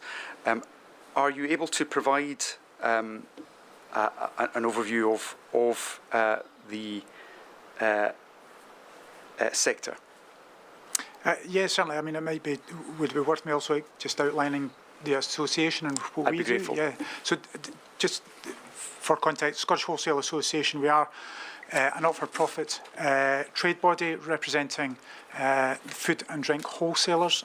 Those businesses are the food and drink suppliers to every business actually that is not a supermarket. So that is the 5,000 independent convenience stores based within every high street and community right across Scotland, from down in the borders up into the Highlands and Islands. And we, as our members, are also supplying the 30,000 hospitality, tourism and food service outlets. Those are the hotels and pubs, clubs, stadia, festivals, workplace canteens, and of course not forgetting the public sector, so the schools, the hospitals, the prisons and the care homes. Quite a diverse nature to our business. We're not a homogeneous industry. We're made up, our sector's made up of about 90 wholesalers based in Scotland, and we're operating out of around about 120 depots. And it is the role of the Scottish Wholesale Association to ensure that the voices of those members are heard in that 2.2 or 2.9 billion pound industry that was before Scotland, to make sure that our members are heard, that we represent the best interests of them, help our members in terms of policy and legislative process, and provide advice on how legislation may impact their business. But it's also about how we actually improve and develop Scotland's economy through the wholesalers and through our sector, and that is about supporting our members and championing them to look at Scottish, working with Scottish producers to increase the amount of Scottish food going through our business, to make it more sustainable and reduce the carbon impact on our sector, as well as creating that cyclical economy that everyone wants to create. So I think that, given the importance of our sector to food security and food resilience, to all those businesses I outlined earlier, it's important that actually, once we've gone through the impacts that COVID had on our businesses and our members, that we perhaps look at an actual Scottish wholesale strategy for future pandemics, or indeed any other national emergency planning, whether that be war or similar, because without our sector, without our members, there would be no food circulating in our economy, especially into those more rural and remote highlands and islands areas. Thank you. And you mentioned there that it's a £2.9 billion industry. Can you give His Lordship an indication of how large the industry is in terms of the numbers of people involved? Yeah, well, certainly going into the pandemic, 2.9 billion, it's obviously dropped, but certainly 6,500 employees, direct employees that is, but equally our sector is supplying the tens of thousands, if not hundreds of thousands, employees within all of those establishments that we supply, specifically into the pubs, clubs, restaurants, of which detrimentally impacted half of our sector, because going into the pandemic, the split, that £2.9 billion, 60% was to independent convenience retails, the other 40% was made up of all of the businesses and sectors that were forced to close. And unfortunately, because of the makeup of our industry, that is not just one wholesaler that is supplying into the hospitality, that wholesaler might be supplying into the restaurant or the pub or the hotel is also likely to be the same supplier or wholesaler that is supplying the local school or the hospital. And so our sector was unable to close, even although that would actually have been of benefit to a lot of our members.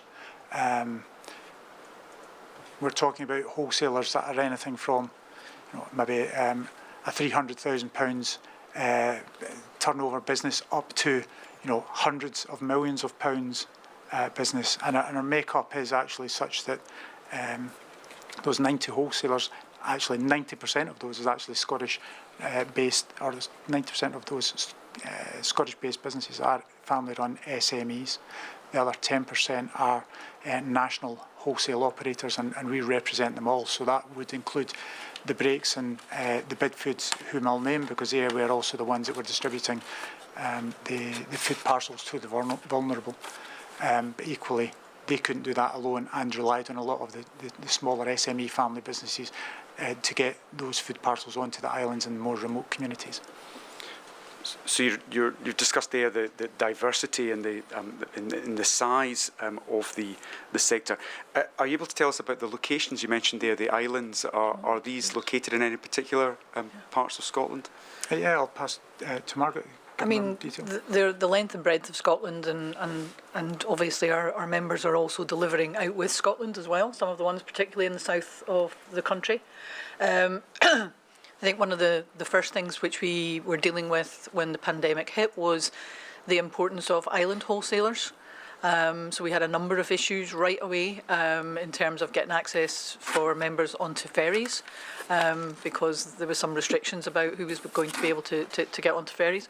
Ordinarily, wholesalers on the islands have an absolute key role to play, because they obviously have to deal with weather emergencies quite a lot, and supermarkets on the island don't actually hold a great deal of stock, but the wholesalers on the islands do. So it's the wholesalers on the islands that are actually supplying a lot of the time the care homes, the schools, the hospitals, and the convenience retailers on the islands.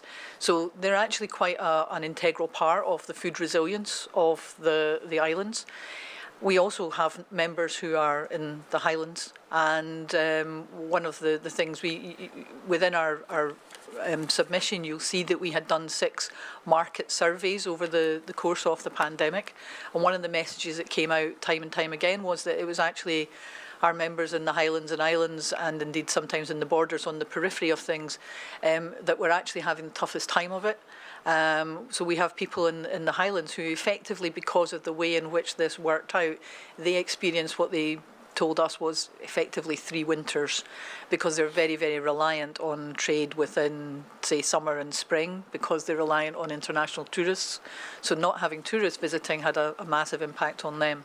So I think some of the figures for the whole of the Scottish market actually belie how difficult it actually was for those that were actually trying to do business in the Highlands and the islands during the sort of 2-year period. In your Rule 8 response, you described the SWA members as the wheels to Scotland's food and drink industry. Could you expand upon that, what that means? No, absolutely, and it's a good analogy. I suppose we could also be called the gateway to the food and drink industry, because actually we sit in the middle of the supply chain, so it's our members that are connecting the farmers, the producers, the manufacturers and suppliers of food and drink to the end user, that retailer, the pub club, and getting it to the consumer. So, some food, wheels and gateway is how we would like to be known. So, in essence, wholesalers are the larder to those businesses that we sell to. So, a typical convenience store might sell 3,500 different products. A wholesaler, and to enable the consumer choice that we all expect, and to create that differentiation, our members can be stocking up to anything up to 15,000 different products, just to allow those businesses to operate, to differentiate on the high street versus compared to their competitors. And I think that's the biggest problem, that when the economy closed, when the hospitality markets were forced to close, our members were sitting with all of this stock. Now that stock ranges from, fresh food and fresh produce to fish, confectionery to soft drinks, chips to cheese, beer to burgers. These are businesses that are ambient, chilled, fresh, frozen, short life, long life. So when you're talking about product that's got 3 to 5 days life on it, and then your market closes, what do you do with that stock? It was very difficult, and basically we ended up with wasted stock. But we'll maybe come back to that in a second. But certainly, hopefully that indication of just the vast scale of our members' business and the amount of that product highlights just what that wheels to the food and drink industry represents. And if I can also touch on one of the things that I mentioned a minute ago, was the importance of wholesale to the Scottish food and drink manufacturers. One of the things that we did coming out of COVID, or that longer term vision, is what we need to do to help rebuild the economy, to support smaller producers, farmers, etc. And that was where our Delivering Growth Through Wholesale programme was, to help support, train more suppliers and wholesalers route to market, and equally have a wholesale understand what it means to be to support local produce. And that the Scottish Government helped support that, but it wasn't just about COVID as it was, how do we actually grow out of it. Can I just add something as well, and just to actually think about the wheels to the food and drink sector? When you actually distill that down to individual wholesalers, that's about somebody sending out a truck from Glasgow, say, up into Angus, across the country, and what that route will take in is, it will take in pubs and clubs and restaurants and care homes and schools, and by shutting down the hospitality side of the sector, what the decision makers were doing was effectively saying, you still have to supply to that care home in Angus, but you're not going to be able to supply to all these pubs and clubs between here and Angus. And so that was part of the reason why our members didn't shut down. Some of them were still supplying out of the Highlands into the islands, because it was, in their own words, that they said to us, the right thing to do, even though they were running through reserves of family businesses, and they knew that that was a very unviable thing for them to do economically, but they were still trying to make sure that they were supplying to the public sector and to people like care homes. They also stayed open because they didn't know how long this was going to last. Their businesses, if they'd shut, might have been shut for 3 months, they might have been shut down for 18 months, and they wanted to have a business to come back to. So had they shut down their business, competitors would have probably kind of come in. So there was a number of reasons why they didn't shut, but for many of them it was absolutely fundamentally because they had that mix of customers on these routes across the country. If I can perhaps extend the analogy, if the whole wholesale industry are the wheels, can you give His Lordship an indication of sort of the size of the chassis that's sitting above that in terms of the numbers of businesses that you're supporting? Well, I think I said at the start that 5,000 independent convenience stores on our high street, and then the 30,000 hospitality, food service, contract catering businesses, and then all of the public sector. So I think the analogy is everything but supermarkets. Right. And that was a fundamental problem that there was a fixation on. If we kept the supermarkets open, everything would be fine. But actually, and it goes back to the whole reason that we're here, is that government, local authority, etc., didn't understand actually food supply chains. And taking Margaret's analogy, or if you were driving home tonight, going to Glasgow on the M8, and a fox ran out in front of you, you're busy driving, fox ran out in front of you, you slam on your brakes, suddenly the wholesaler's into the back of your car, but into the back of the wholesaler is then the suppliers, the producers, the farmers, into the back of that. Everyone gets out their vehicle and goes, what the heck just happened? What do I do? Who do I contact? Who's going to support me? That was the wholesalers and that whole supply chain backwards. There was no tow truck coming to save them, but you were okay because you get handed rates relief straight off the back without having to do anything.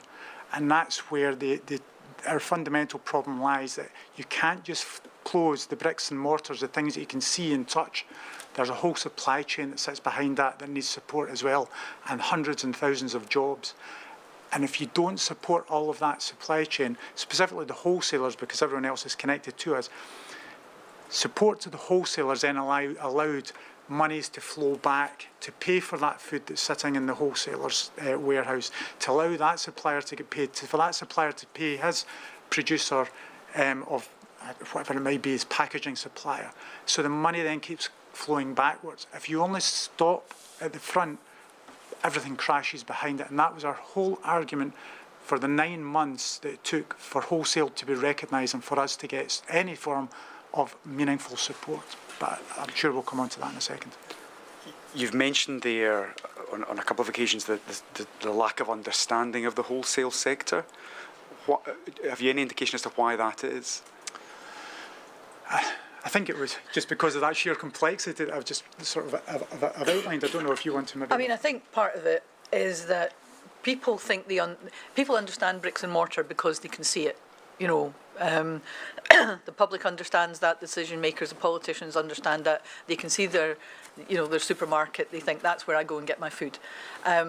They don't think really beyond that into actually what else is happening in the wider supply chain, and I think that probably was the big part of it, was they just had that lack of understanding. It was a lack of understanding within the Scottish Government, certainly even more so I think within local authorities and enterprise agencies that then had money to give out in grants, had even less understanding than the Scottish Government, I think, about what this actually meant. And I think what it then did was it then impacted on some of the decisions that were being made. So, for example, if we talk about something like, are people who are driving delivery trucks to deliver food around the country a key worker, or are they not? And over the course of the pandemic, we got lots of different answers to that. But initially, in the first few weeks, we were effectively told, no, you're not. So there was an economic argument why the supply chain should be given support at the same time as the bricks and mortar business, but there's also an emotional one that comes to the mental and emotional well-being of the people working in a sector. And initially we were effectively being told, you're not important enough to be given access to childcare or education, you're not important enough to be seen as a critical worker, when in actual fact what you're supplying is food, which is pretty critical to the country. So we were constantly feeling that there was decisions being taken where people were basing that decision sometimes on a lack of understanding of the sector in a general sense, and sometimes decisions were taken in relation to some of the funding decisions where they didn't understand what the makeup of the industry was. Because, as Colin says, this is not a homogeneous sector. If you go and speak to every single wholesaler in Scotland, they're different to the other wholesaler you'll go and speak to 5 minutes before and 5 minutes earlier, because of where they are sitting in the country, who their market is, what size their business is, and a whole range of different things. And I think that complexity was part of the reason why certainly local authorities, enterprise agencies, when it came to the funding, were not actually able to see that it was important that they actually supported those wholesale businesses because they didn't really understand. And sometimes we were being turned down for funding because, for example, the non-domestic rates relief, for example, the turnover was too high. Well, this is a high volume, low profit business. If you're having to stock 30,000 different stock items for 5,000 convenience stores and 30,000 businesses, you're sitting in big sheds with lots of stock. If you're an on-trade wholesaler who actually got treated worse than just about any other sector, you're sitting on licensed stock. A lot of that is duty. It's not something you own. So there's lots of different layers and complexity. And we were finding that some of the decisions that were being taken in terms of funding, I think we're down to that lack of understanding of, you know, how does this system actually work? What is it about? And because I think once you start talking to people about food and drink wholesale and all our different companies that are involved in it, people will then come back and say to you, I now see your trucks everywhere. But if you don't talk to them about it beforehand, it's part of society in the sector that's going around doing its day-to-day job that most people will never have to think about or come in contact with, they think. And prior to the pandemic, had there been any strategic engagement with the government to try and educate them? Yep. Well, yeah, there had been. And I mean, so I came into post 2018. And one of the things that Margaret and I worked on fairly extensively is to try and increase our engagement with Scottish Government to have them understand the importance of our channel. Now, it wasn't easy.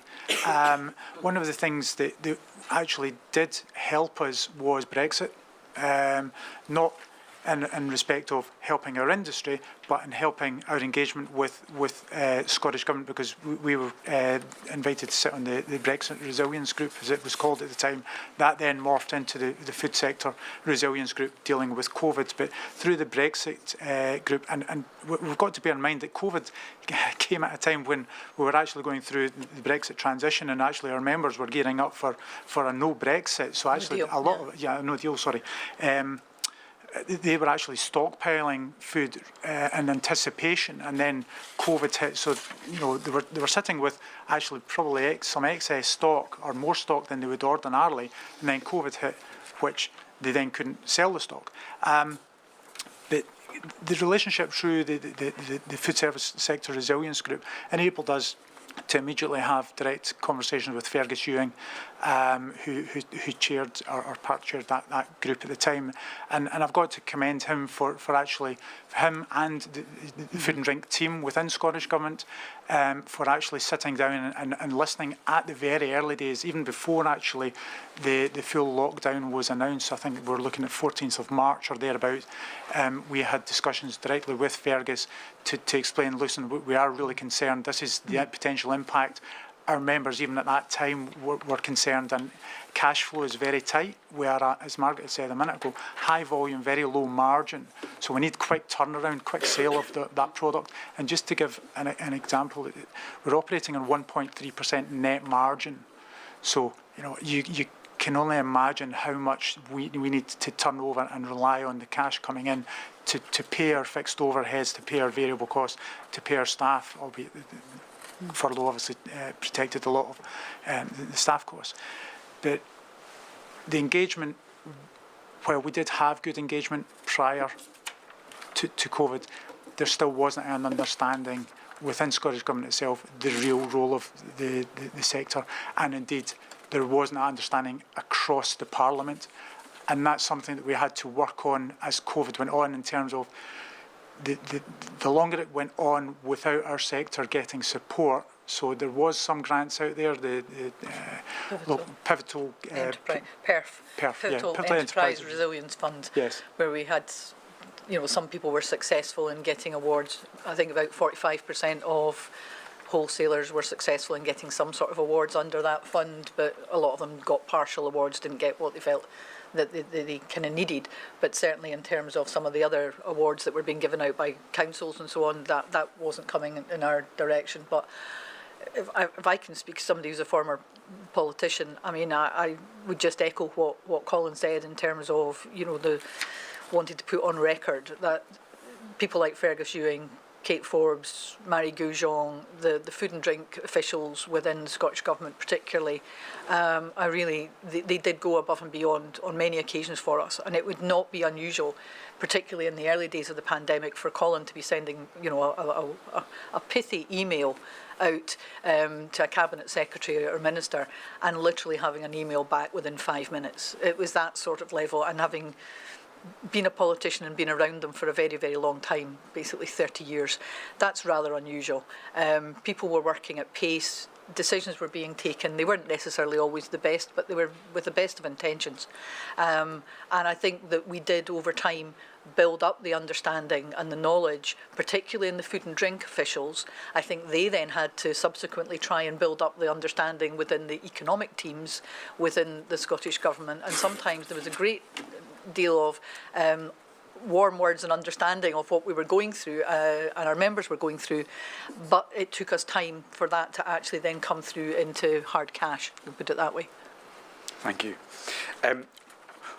We're coming on to discuss, obviously, your communication with government and the like. Just before we leave the discussion about the sector, are there any other sort of operational matters which you think it would be interesting for His Lordship to hear about? You mentioned, obviously, the levels of businesses and the fact that they were having to stay open in order to provide some supplies. I mean, did any of your members have the ability to close their businesses over the peace? I think nobody, with hindsight, some of them would be have been better off closing, specifically those that are only servicing the on-trade, so those that don't supply anything else other than alcohol. They were the first to close and the last to open. They found it the most difficult, most stressful, and they would have been better closing. The issue at the start was that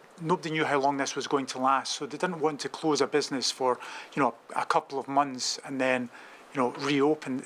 It's like a tap. It's very easy to turn off a supply, but very difficult to turn it all back on because of, you know, with the exception of the on-trade who maybe have much longer life stock.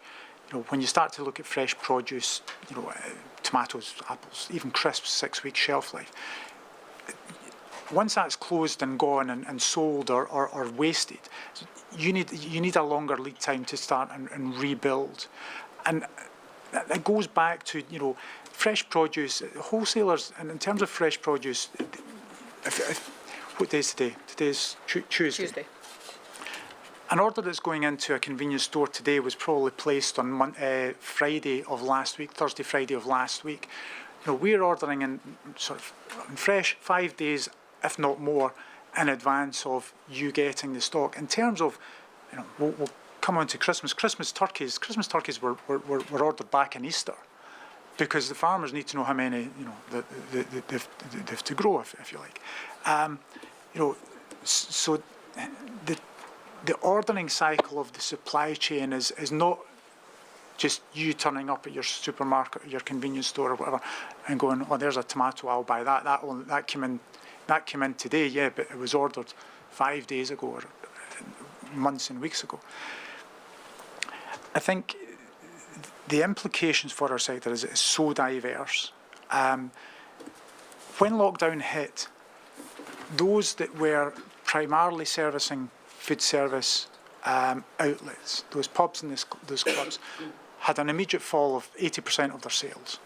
That was from one of our first market sector surveys.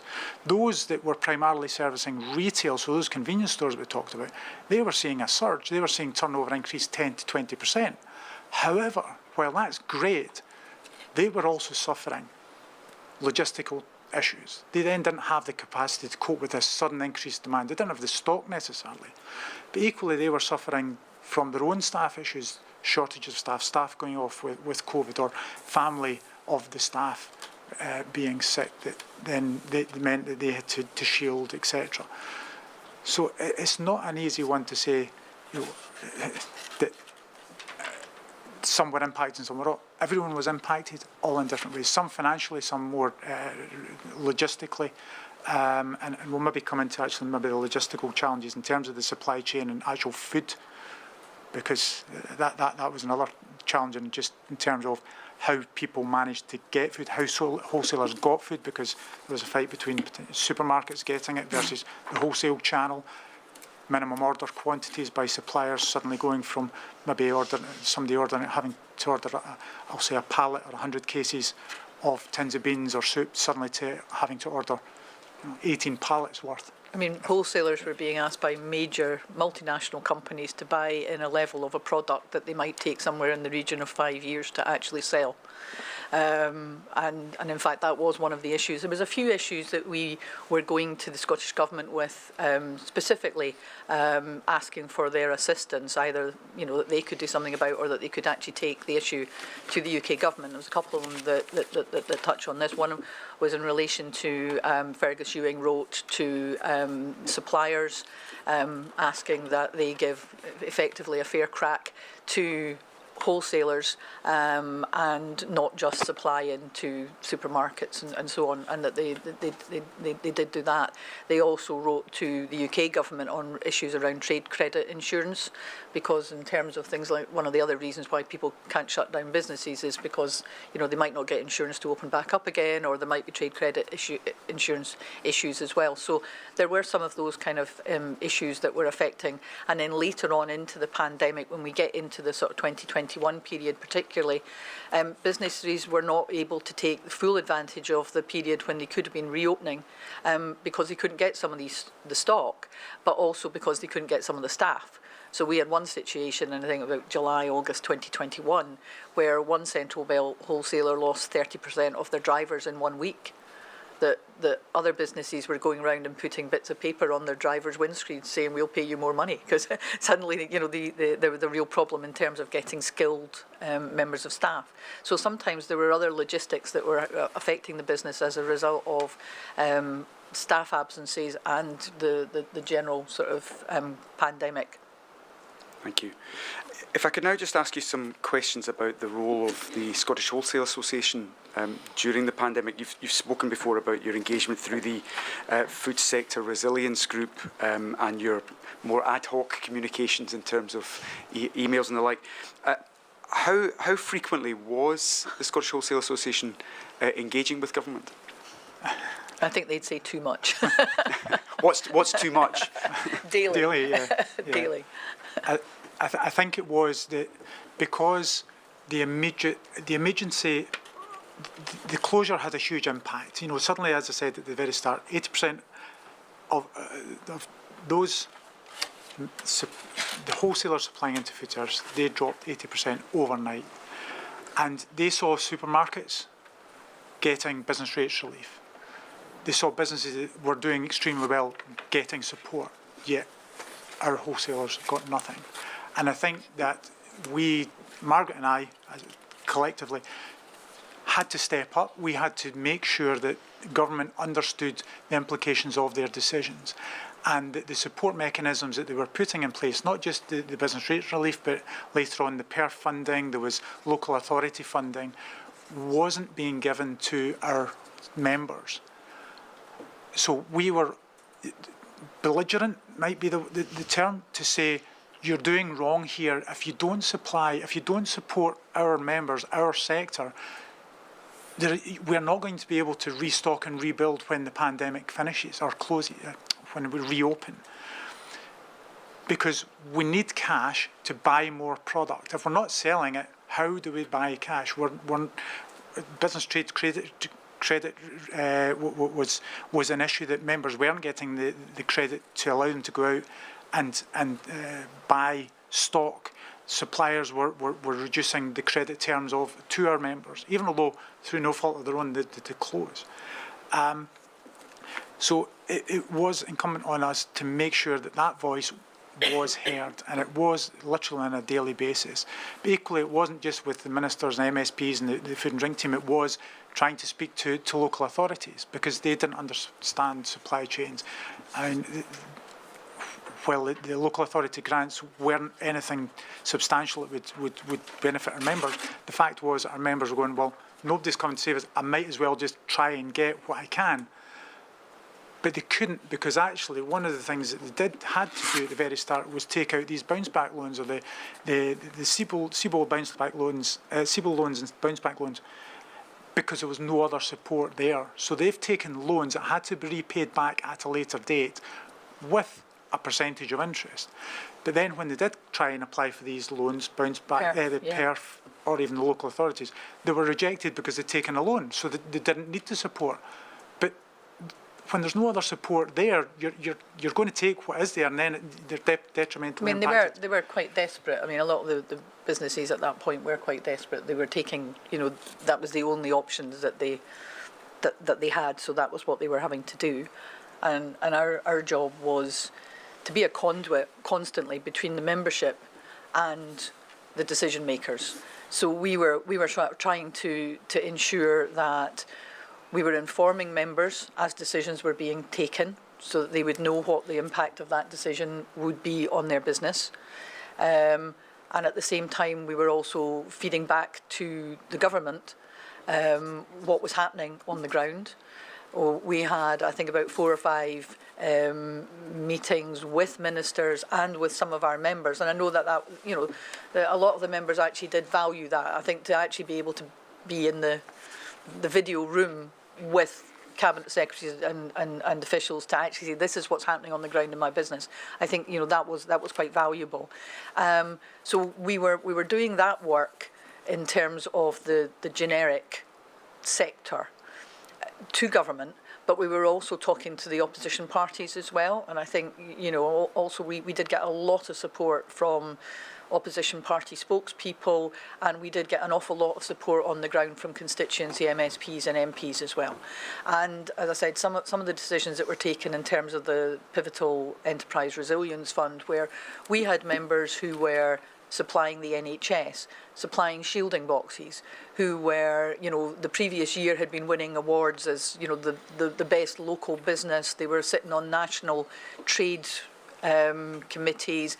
They were being turned down as not being pivotal enough in their communities, which I think said more about a lack of understanding of the sector than it did about those kind of businesses.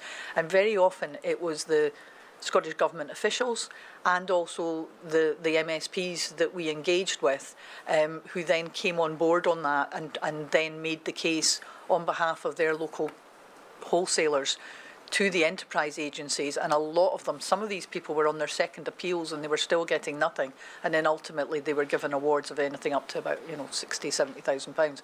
But so we were relying not just on the politicians in government, we were actually also relying on opposition MSPs, and we were also talking to MPs as well to try to keep the pressure on the UK government, because the Scottish Government at least did find financial support for the wholesale sector. The UK government did not do that elsewhere in the United Kingdom. So while we had to fight every step of the way to get the support that we did, we got it in the end.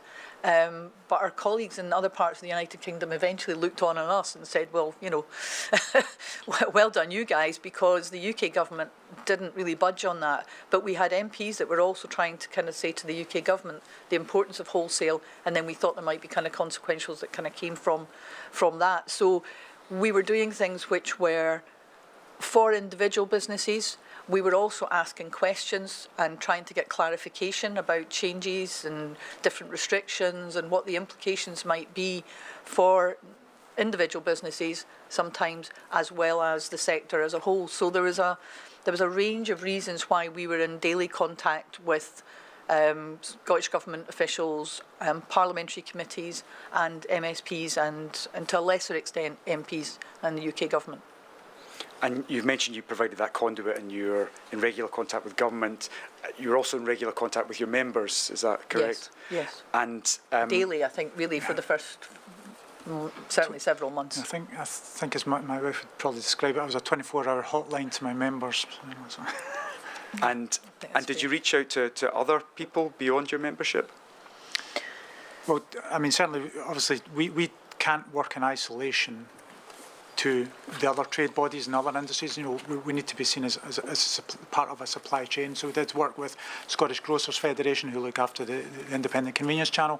We actually worked up some guidance, joint guidance for our members and retailers in terms of how, you know, to best receive deliveries. So our members are delivering into those convenience stores. We set out guidance as to how they should operate, and that was with the backing of Scottish Government. We might touch on guidance in a sector in a moment, because there was no specific wholesale sector guidance. We worked with hospitality, UK hospitality trade bodies, Scottish Retail Consortium, whom you just heard from in the previous session. So, and certainly I sat on behalf of our industry on the Retail Strategy Group, the Scottish Tourism Recovery Task Force. We fed into the Scotland Food and Drink Sector Recovery Plan, and it was to ensure that actually, if we're going to have sector recoveries for tourism, for high street, then wholesale is at the back end of that. We need to be included so we can make sure that we've got the produce and the product to enable those businesses to restart. So yeah, we worked with different trade bodies across the supply chain, as well as fighting our own fight, if you like. Thank you. And you mentioned there guidance, if we could come on to have a word about guidance. You mentioned the lack of sector-specific guidance for the wholesale sector. What was the implications of that?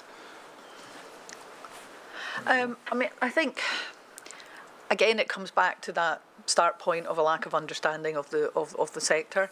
But I think as things progressed, there was a greater understanding that we needed to be heard and taken into account. So there were occasions where, there would be guidance which actually was for retail or was for tourism, was for hospitality. But then, approaches would be made by Scottish Government officials to get some input from us. And as Colin says, he sat on some of the short-term working groups that were around looking at those wider parts of our supply chain, effectively. I think we would say that it would have been better if there had actually been wholesaler guidance. And going forward, we would say that one of the things we want to say is that in any pandemic planning, it's absolutely essential that the wholesale sector is involved in that before we ever face anything like this again. I mean, that is our primary reason, I think, for taking part in this, is because having gone through what we've gone through and our members have gone through, we want to make sure that if there is ever another pandemic, our successors in the wholesale sector in Scotland never have to go through it in the way that we've had to go through it.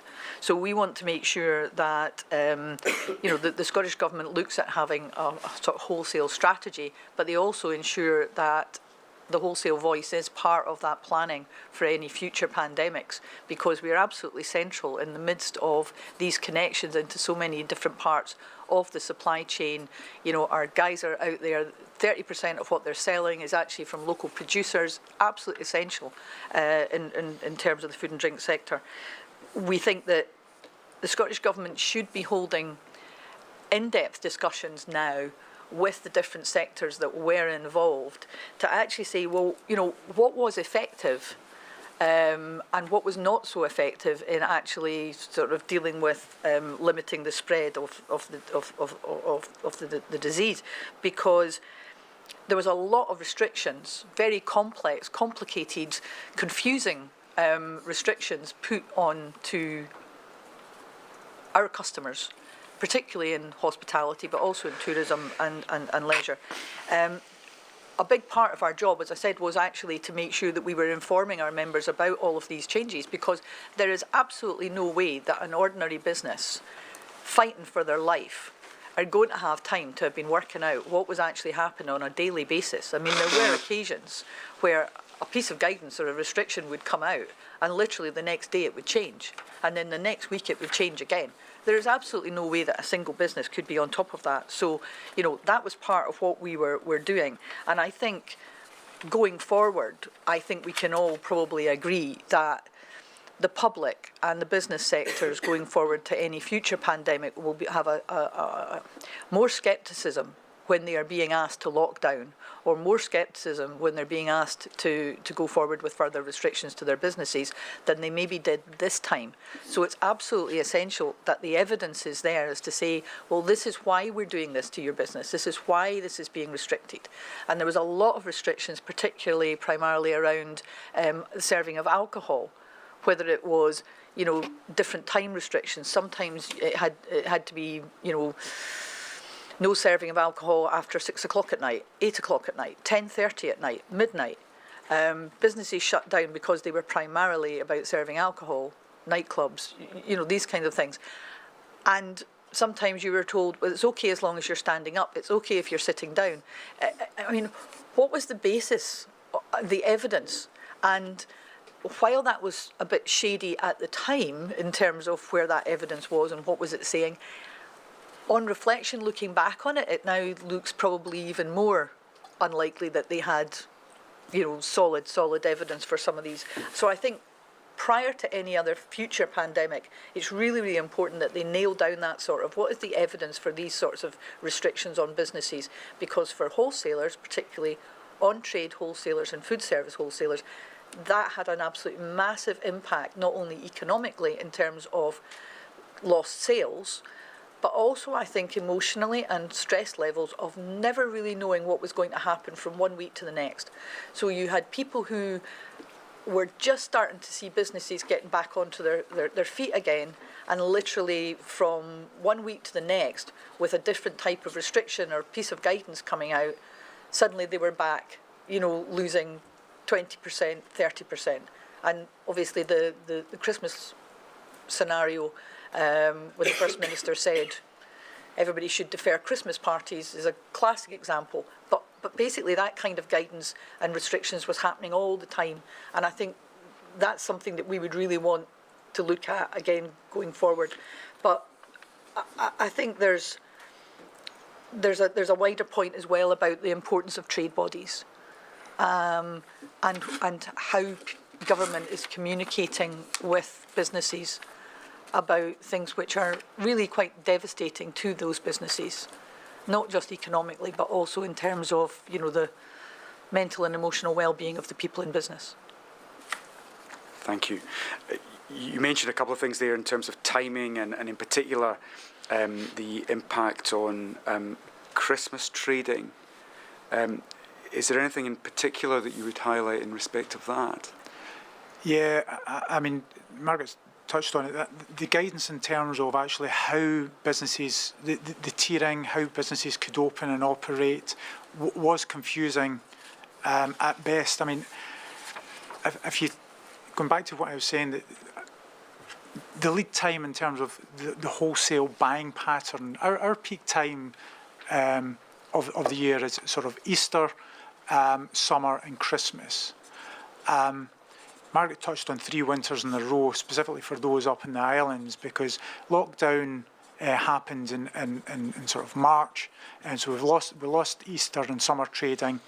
We then started to see restrictions eased in sort of July, August 2020 with the Eat Out to Help Out scheme. I think that was the 4th of August. You know, and actually that was good. Certainly those members that had been in effect closed or certainly lost 80% of their trade back in March has started to see sales come back to around about, well, one of our reports was they were back at around about 6 to 9% of pre-COVID levels. So things were looking up, but in the back of their mind, they're going, this is still not, we're still not comfortable, we're still not confident, there could be more lockdowns. But, you know, we markets were starting to reopen. I think it was in November the UK government said, you know, Christmas is all good, we're good for go.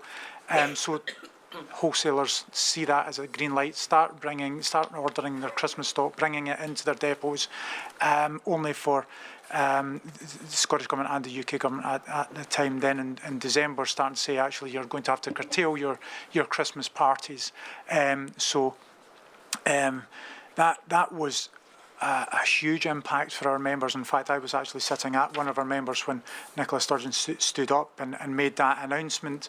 And this particular food service wholesaler supplies stadia across the UK where hospitality Christmas parties were going to be held. They also supply into a lot of the hotels in Scotland. This is a Scottish-based business, but they supply into some of the larger, well-known hotels in London as well. And I was sitting watching Nicola make her speech and at the same time hearing the phone ringing of businesses, of their customers cancelling orders. Now, this is a business that was sitting already with £1.7 million of stock, 40% of which, no, 35% of which was short to medium shelf life stock. They had 700 turkeys about to come in the following day, plus another £350,000 worth of stock come in during the rest of that week. I mean, if I'm a business operator, it was bad enough for me sitting there hearing this and then physically hearing the phones ring of cancelled orders and then remember going, what do I do? It already just come through from March to, well, March, lost a lot of stock, started to rebuild for the July, August opening, got to a reasonable point, then had already started stocking up, as I said, given the guidance of the November announcement that Christmas is a go, only to then have the rug pulled from under his feet. I think that was the 19th of December that announcement was made, that basically no more travel, certainly across the board, or restrictions in terms of how many people can meet up, and certainly no Christmas parties. That is, you know, when we look at guidance was not evidence-based, we don't believe, but guidance was given with a day's notice. But with now £2 million worth of stock, 35% of which was basically going to be written off, with no support for those members. And that is at the point actually where there was, you've got the timescales in terms of the wholesale funding that came out. So, you know, we had sort of lockdown March 2020, and then we had the whole of the rest of 2020 with a small amount of support, £1.9 million worth of support from Perth in April to some wholesalers, but to none of our on-trade. So all of the rest of 2020 going forward, as Colin says, yeah, it's okay, you're going to have Christmas, get all the stock in and everything. And then we have kind of effectively sort of, that doesn't happen. And so the vast majority of wholesalers had gone all the way through that year, and they had absolutely no help at all. No rates relief, no nothing. So then we actually get to the point where, and obviously we've got lots of conversations going on in the background with Scottish Government officials, with ministers, with Cabinet Secretaries, trying to get support for us. And so finally on the 17th of December in 2020, the First Minister announced that there would actually be some money for food and drink businesses. That included £5 million for what was the first Scottish Wholesale Food and Drink Resilience Fund. That figure was then added, there was another £500,000 added, so it ended up being 5.5 million. And that was really, for a lot of our businesses, the first support they had had. But they had had that whole year, 9 months basically, trading, facing all of the difficulties that they'd had. And it was only really when we hit another Christmas problem that we actually got any support. And the same thing happened exactly the same way round in 2021 into 2022, because again we had another whole year of problems, and again it was facing with another devastating Christmas that actually got us to the point where, with Omicron being the big problem at that point, we got the second sector-specific fund at that point as well.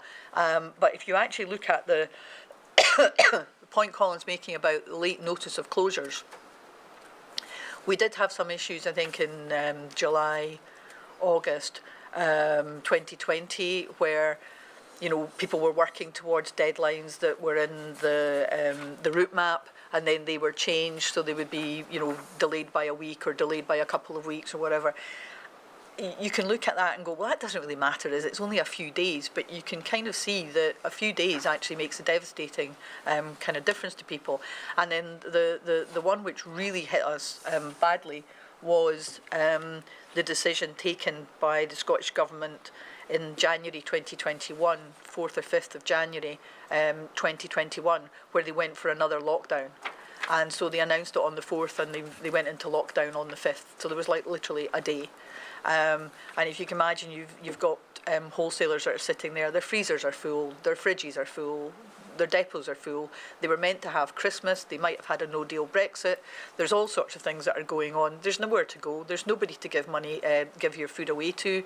We had major problems. We were trying with our members and Scottish Government at various points to pass on food to some of the food banks and people like that. Christmas is the worst time of year to try and actually do that because their volunteers aren't there, because their volunteers are with their families.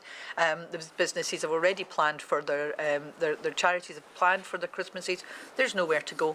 So suddenly, the first week in January 2021, we're back into lockdown again.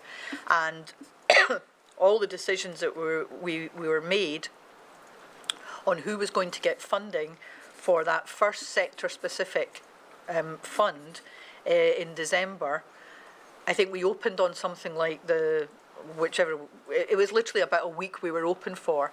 We had closed and then decisions were taken afterwards that effectively locked down the country again. So the decisions on funding were made on the basis of what people had experienced in the previous year, but they were also based on what their projections were for the coming months.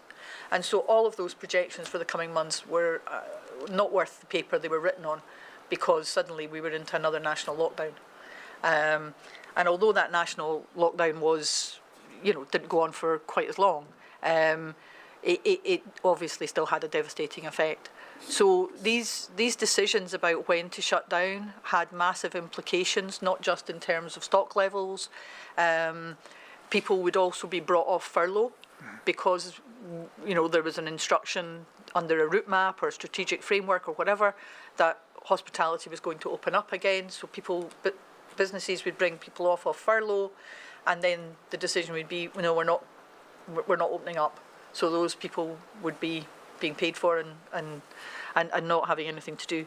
So it is a very complex picture. I mean, I think, we've discussed before that if you actually sit down and try to write a timeline of what actually happened to us over all of this piece, with all the different geographic restrictions brought in, whether you're talking about Dumfries and Galloway or Aberdeen or the Central Belt or Glasgow or whatever, as well as the national restrictions, frankly, you have to go and lie down in a darkened room or probably turn to one of our on-trade wholesalers for some assistance, because frankly, it's very complicated. But all of those decisions had implications that Colin has just explained at the sharp end.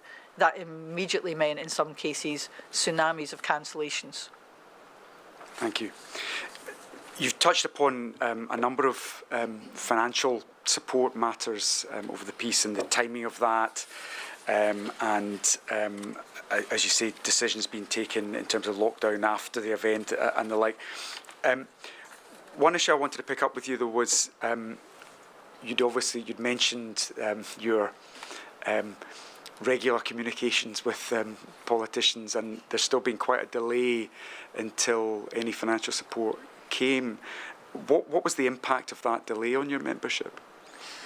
Yeah, I think Margaret outlined why that delay was also there in terms of the recognition by Fergus Ewing, the food and drink team, opposition parties, that they weren't in charge of the finances. That was Kate Forbes at the time, that was in charge of the finances, and I think there was that. She didn't necessarily have the finances to support us, even if she did want to earlier or sooner. But I think grateful for the support that we eventually did get.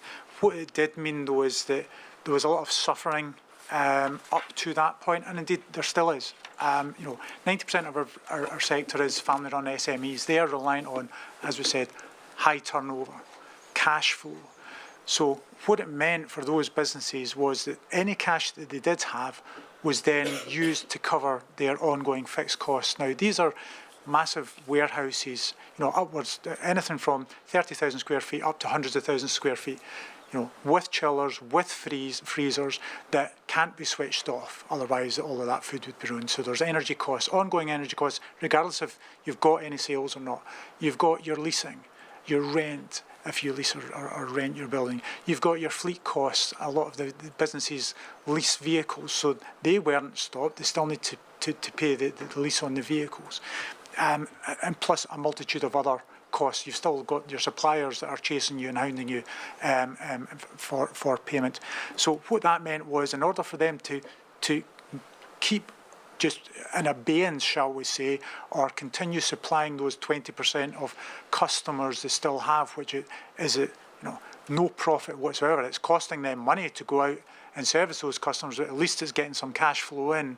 At least it's getting some stock sold through the system. It meant that they were relying on the cash reserves or loans that I mentioned earlier to see them through. It would have been easier if those businesses could have closed. However, the majority couldn't, even if they wanted to, because they were servicing public sector, or they were also servicing some retail customers. Because those businesses were still open, they were unable to close and claim on their insurance, any business interruption insurance. Now, that's something the Prime Minister mentioned when he the first lockdowns, go in and claim your business interruption insurance. A lot of businesses don't have that. And even if they did, as I've just outlined, they couldn't claim on it anyway because some of their customers were not told to close. So they had to continue servicing those customers at a loss to that business. So I think if the narrative that we said, and it's a true narrative, if Scottish Government didn't step in and support our sector, there would be a failure in Scotland's food and drink supply chain. There would be a failure because it's not just relying on smaller SMEs, it's also relying on the big SMEs, the big wholesalers. I mentioned 2 national operators previously. If the 90% of SMEs that are Scottish-based failed, these large national operators wouldn't have the scope or capacity to pick up that slack. There would be a complete breakdown and failure of the supply chain. And unfortunately, UK government took that attitude. As long as there's somebody still standing at the end, we'll be fine. No, you won't. If you've got 600 wholesalers across the UK, one wholesaler, regardless of how big you are, is not going to be able to suddenly come in and supply what 600 do. And we saw that in terms of the shielding boxes as well. Yeah. Is that it was local wholesalers, particularly those on the islands, they were the ones who were actually, on behalf of the big guys, actually, delivering the shielding boxes. There was a need for everybody.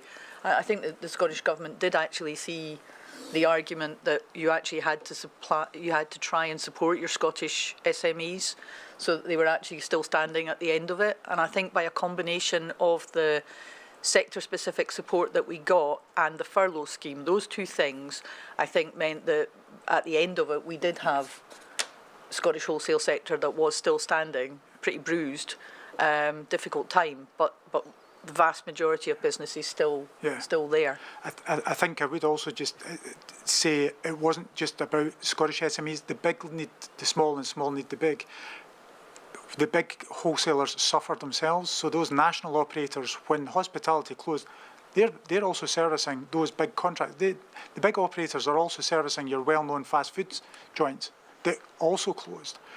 One of those members lost hundreds of thousands of pounds worth of stock at the first lockdown. In fact, probably even into millions, just because the business suddenly stopped. So the bigger you are, the harder you fall, and they did fall. So it's not just everyone suffered through this.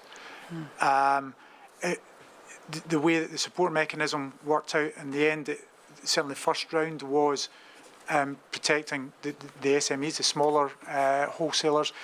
However, there was recognition through ourselves saying in the second round, if there was funding available after supporting the smaller SMEs, if there was funding available, can we support the larger? Because they had suffered.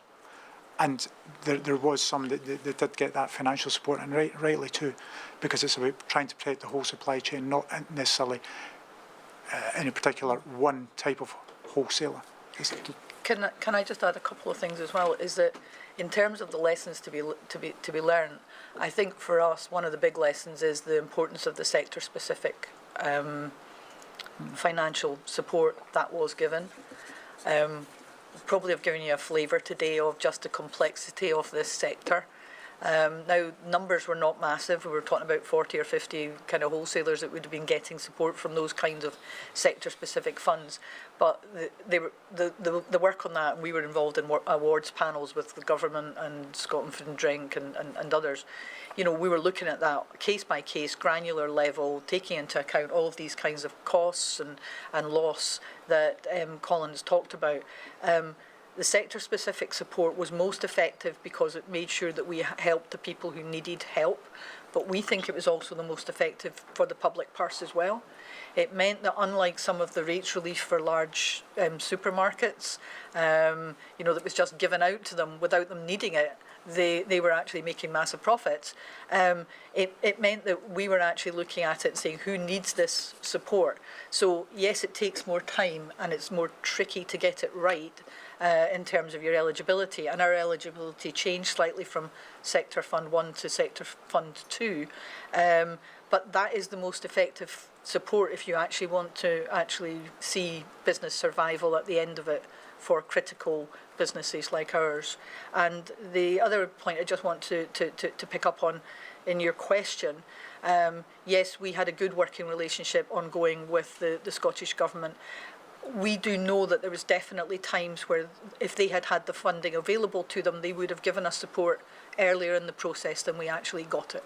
And we do know that there was times, particularly towards the latter half of the pandemic, where they were effectively waiting to see whether or not they were getting further funding from the UK government in the form of consequentials based on non-domestic rates legislation, that we were effectively kept waiting for, you know, that second lot of support that we were getting. And I do think there was times where the Scottish Government would have wanted to be doing things, whether that was restrictions or financial support, and we were just waiting in a queue for a decision to be taken at Westminster about whether or not that was the case. I think that was shown in some of the comments made by not just the First Minister, but the other devolved administrations, and indeed the English mayors. There was some times where decisions were made because this is now what England needs, and so therefore everybody else can actually get that support, whereas actually the support was needed beforehand. So that was, in some cases, part of the delay. You've used the term suffering in a number of different contexts. Are you able to tell His Lordship anything about the personal impacts on your members or your members' staff? Yeah, one of the things that we've done in advance of writing our submission to your Lordship was to actually talk again to some of our members, and I think they obviously decompress slightly and they're maybe a little bit more reflective, and I think one of the most meaningful ones to me was talking to somebody who, you know, is running a fourth generation family business, and them saying to me, you know, that the stress for them was just unbelievable. The stress for them in terms of having to make people redundant that they'd known all their life, and thinking that they were the people who were going to lose their business after 4 generations, that they'd seen it through wars, they'd seen it through all sorts of economic ups and downs, but they were the ones who were not going to be able to save their business. And I think we also had people who we know were running very successful wholesalers hit by this, furloughed a lot of their staff, and then literally tried to run these businesses themselves. 1 or 2 people running businesses, putting themselves through enormous stress, you know, mental, physical, emotional hardships to try to keep their businesses going. Also know, talking to one of our larger retail wholesalers who actually did have on-site testing for their 100+ employees, that as well as doing that, they also, within the pandemic, saw the mental health implications that the pandemic was having on their business and on their workforce, their work colleagues. So they started a programme during the pandemic to help that, which they have continued to this day and expanded, you know, since the pandemic. I think there was a lot of people who were working incredibly hard just to try to keep those wheels on the road. And you know, I think there's maybe some sense now for some of them. Colin is still involved in this. I've taken semi-retirement and I'm not. But for some businesses now, I think people have got through it and then have seen that there is a life after this and have, you know, sold businesses and moved on, because I think it was for most of them, very stressful time. Thank you. I'm going to give you an opportunity in a moment, just in the last 5 minutes that we have, to raise any specific matters that that we haven't touched upon so far that you would like His Lordship to hear, if there's any key lessons that you feel should be taken away. Before I do that, I will just reiterate that you've provided the Rule 8 response, and unfortunately in the limited time that we have for hearing you this morning, we haven't had an opportunity to discuss all of that. His Lordship will, of course, take everything that's within that Rule 8 response, and indeed the other documentation that's been provided to the inquiry into full account. But if there is anything that you would like to mention now that we haven't had an opportunity to touch upon specifically, please feel free to do so in the last few moments that we have today. No, well, thank you very much. And I mean, it's good for us to be able to give this oral evidence session and sort of bring to life maybe some of our report. I mean, I think we'd need several more hours to go through it all, but I mean, certainly just picking up in terms of that the last comment in terms of the people, I think it's fair to say that even internally within the trade body ourselves, it was me and Margaret that was having to do all of this work to convey to government and others just the impact that this was having on our sector, and that took its toll on us ourselves. And that's not unique, I don't believe, to us. That will be the same as within other trade bodies and trade associations, whereby, you know, as I said, we had four and a half staff at the start of COVID. You know, we basically furloughed 2 because we had no events or awards and conferences, etc. So there was a lot more work and pressure on us, which impacted then on our work lives. I think that, you know, the issue that we also faced, it wasn't just about COVID, and it wasn't just about looking actually at what we need to be doing as a trade organisation coming out of COVID. So that was looking at our training programmes, delivering growth, sustainability, and how we then look to net zero of our channel. But it was also then having to deal with the other legislation that was still bubbling away. I mean, the Scottish Government rightly paused all legislation that was on the go at the time that COVID hit, with the exception of the deposit return scheme. And I've got to mention that because 6 years of my life was spent on that, and I think ourselves and other industry, everyone else within the food and drink industry asked for that to be paused.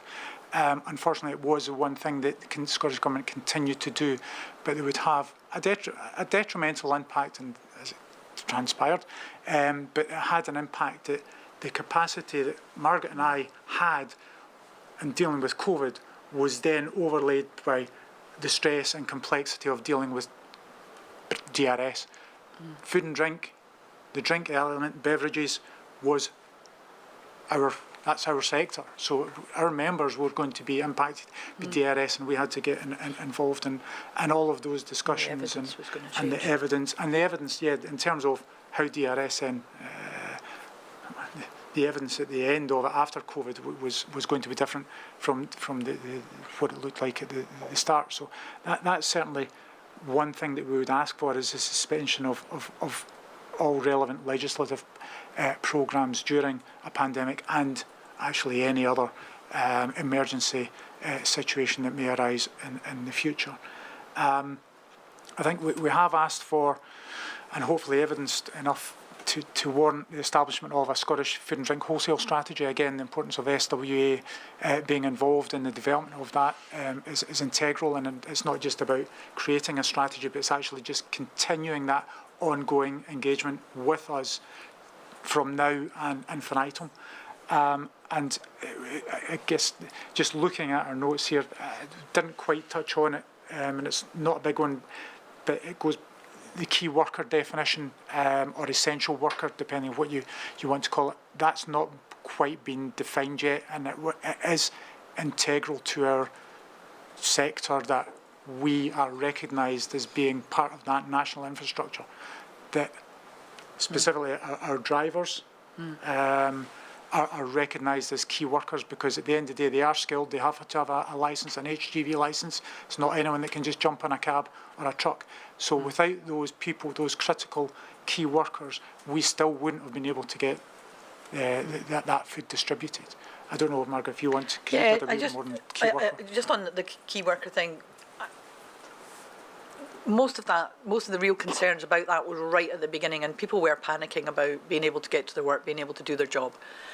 I think over the piece, there were times where, whether it was kind of COVID testing, whether it was access to PCR testing, elements like that, we actually found ourselves, we went from, no, you're not key enough to get schooling access, to, well, we'll make you category 3, and then we'll prioritise you to priority 2 on the matrix, because we do think you are quite essential, so we will actually give you kind of COVID testing, and then yes, you will get access to PCR tests, and yes, you are critical enough that we're going to actually give you the potential for exemption from 10-day isolation on a couple of occasions as well. So we were kind of treated in different ways at different times, probably with a greater understanding as time went on how critical it was that drivers and other elements of the workforce were actually working in the face of absences because of Omicron or whatever. But I think if we had something like that nailed down in place before a pandemic started, that would actually be helpful at the beginning of any pandemic, so that people are really aware of who is going to be able to be given access, particularly in terms of sort of issues like schooling. And one of the things I would say is that, we're obviously here representing the SWA and representing the whole of the sector, and we can only give you the best information we have. So we know that probably there were a handful of people that we are aware of that were actually able to get access to childcare and education for their kids at the beginning of the pandemic. But obviously we don't know exactly how many people tried to get access, because not everybody is going to pass on that information to us. But I think at the beginning of the pandemic it would have helped people immeasurably if they'd actually had something that they could say, right, we know that our sector is covered by that particular guidance from the outset, instead of having to, we were chasing down COSLA, we were chasing down the Scottish Government, individual businesses were chasing down individual councils, because 32 councils could have defined this in 32 different ways, and that can't be right when a point where people are facing this kind of economic and health crisis in their own businesses and in their own lives. Thank you very much, my lord. Unless your lordship has anything additional. No, thank you. Yes, thank you both very much indeed. Thank you. 2 o'clock. All right.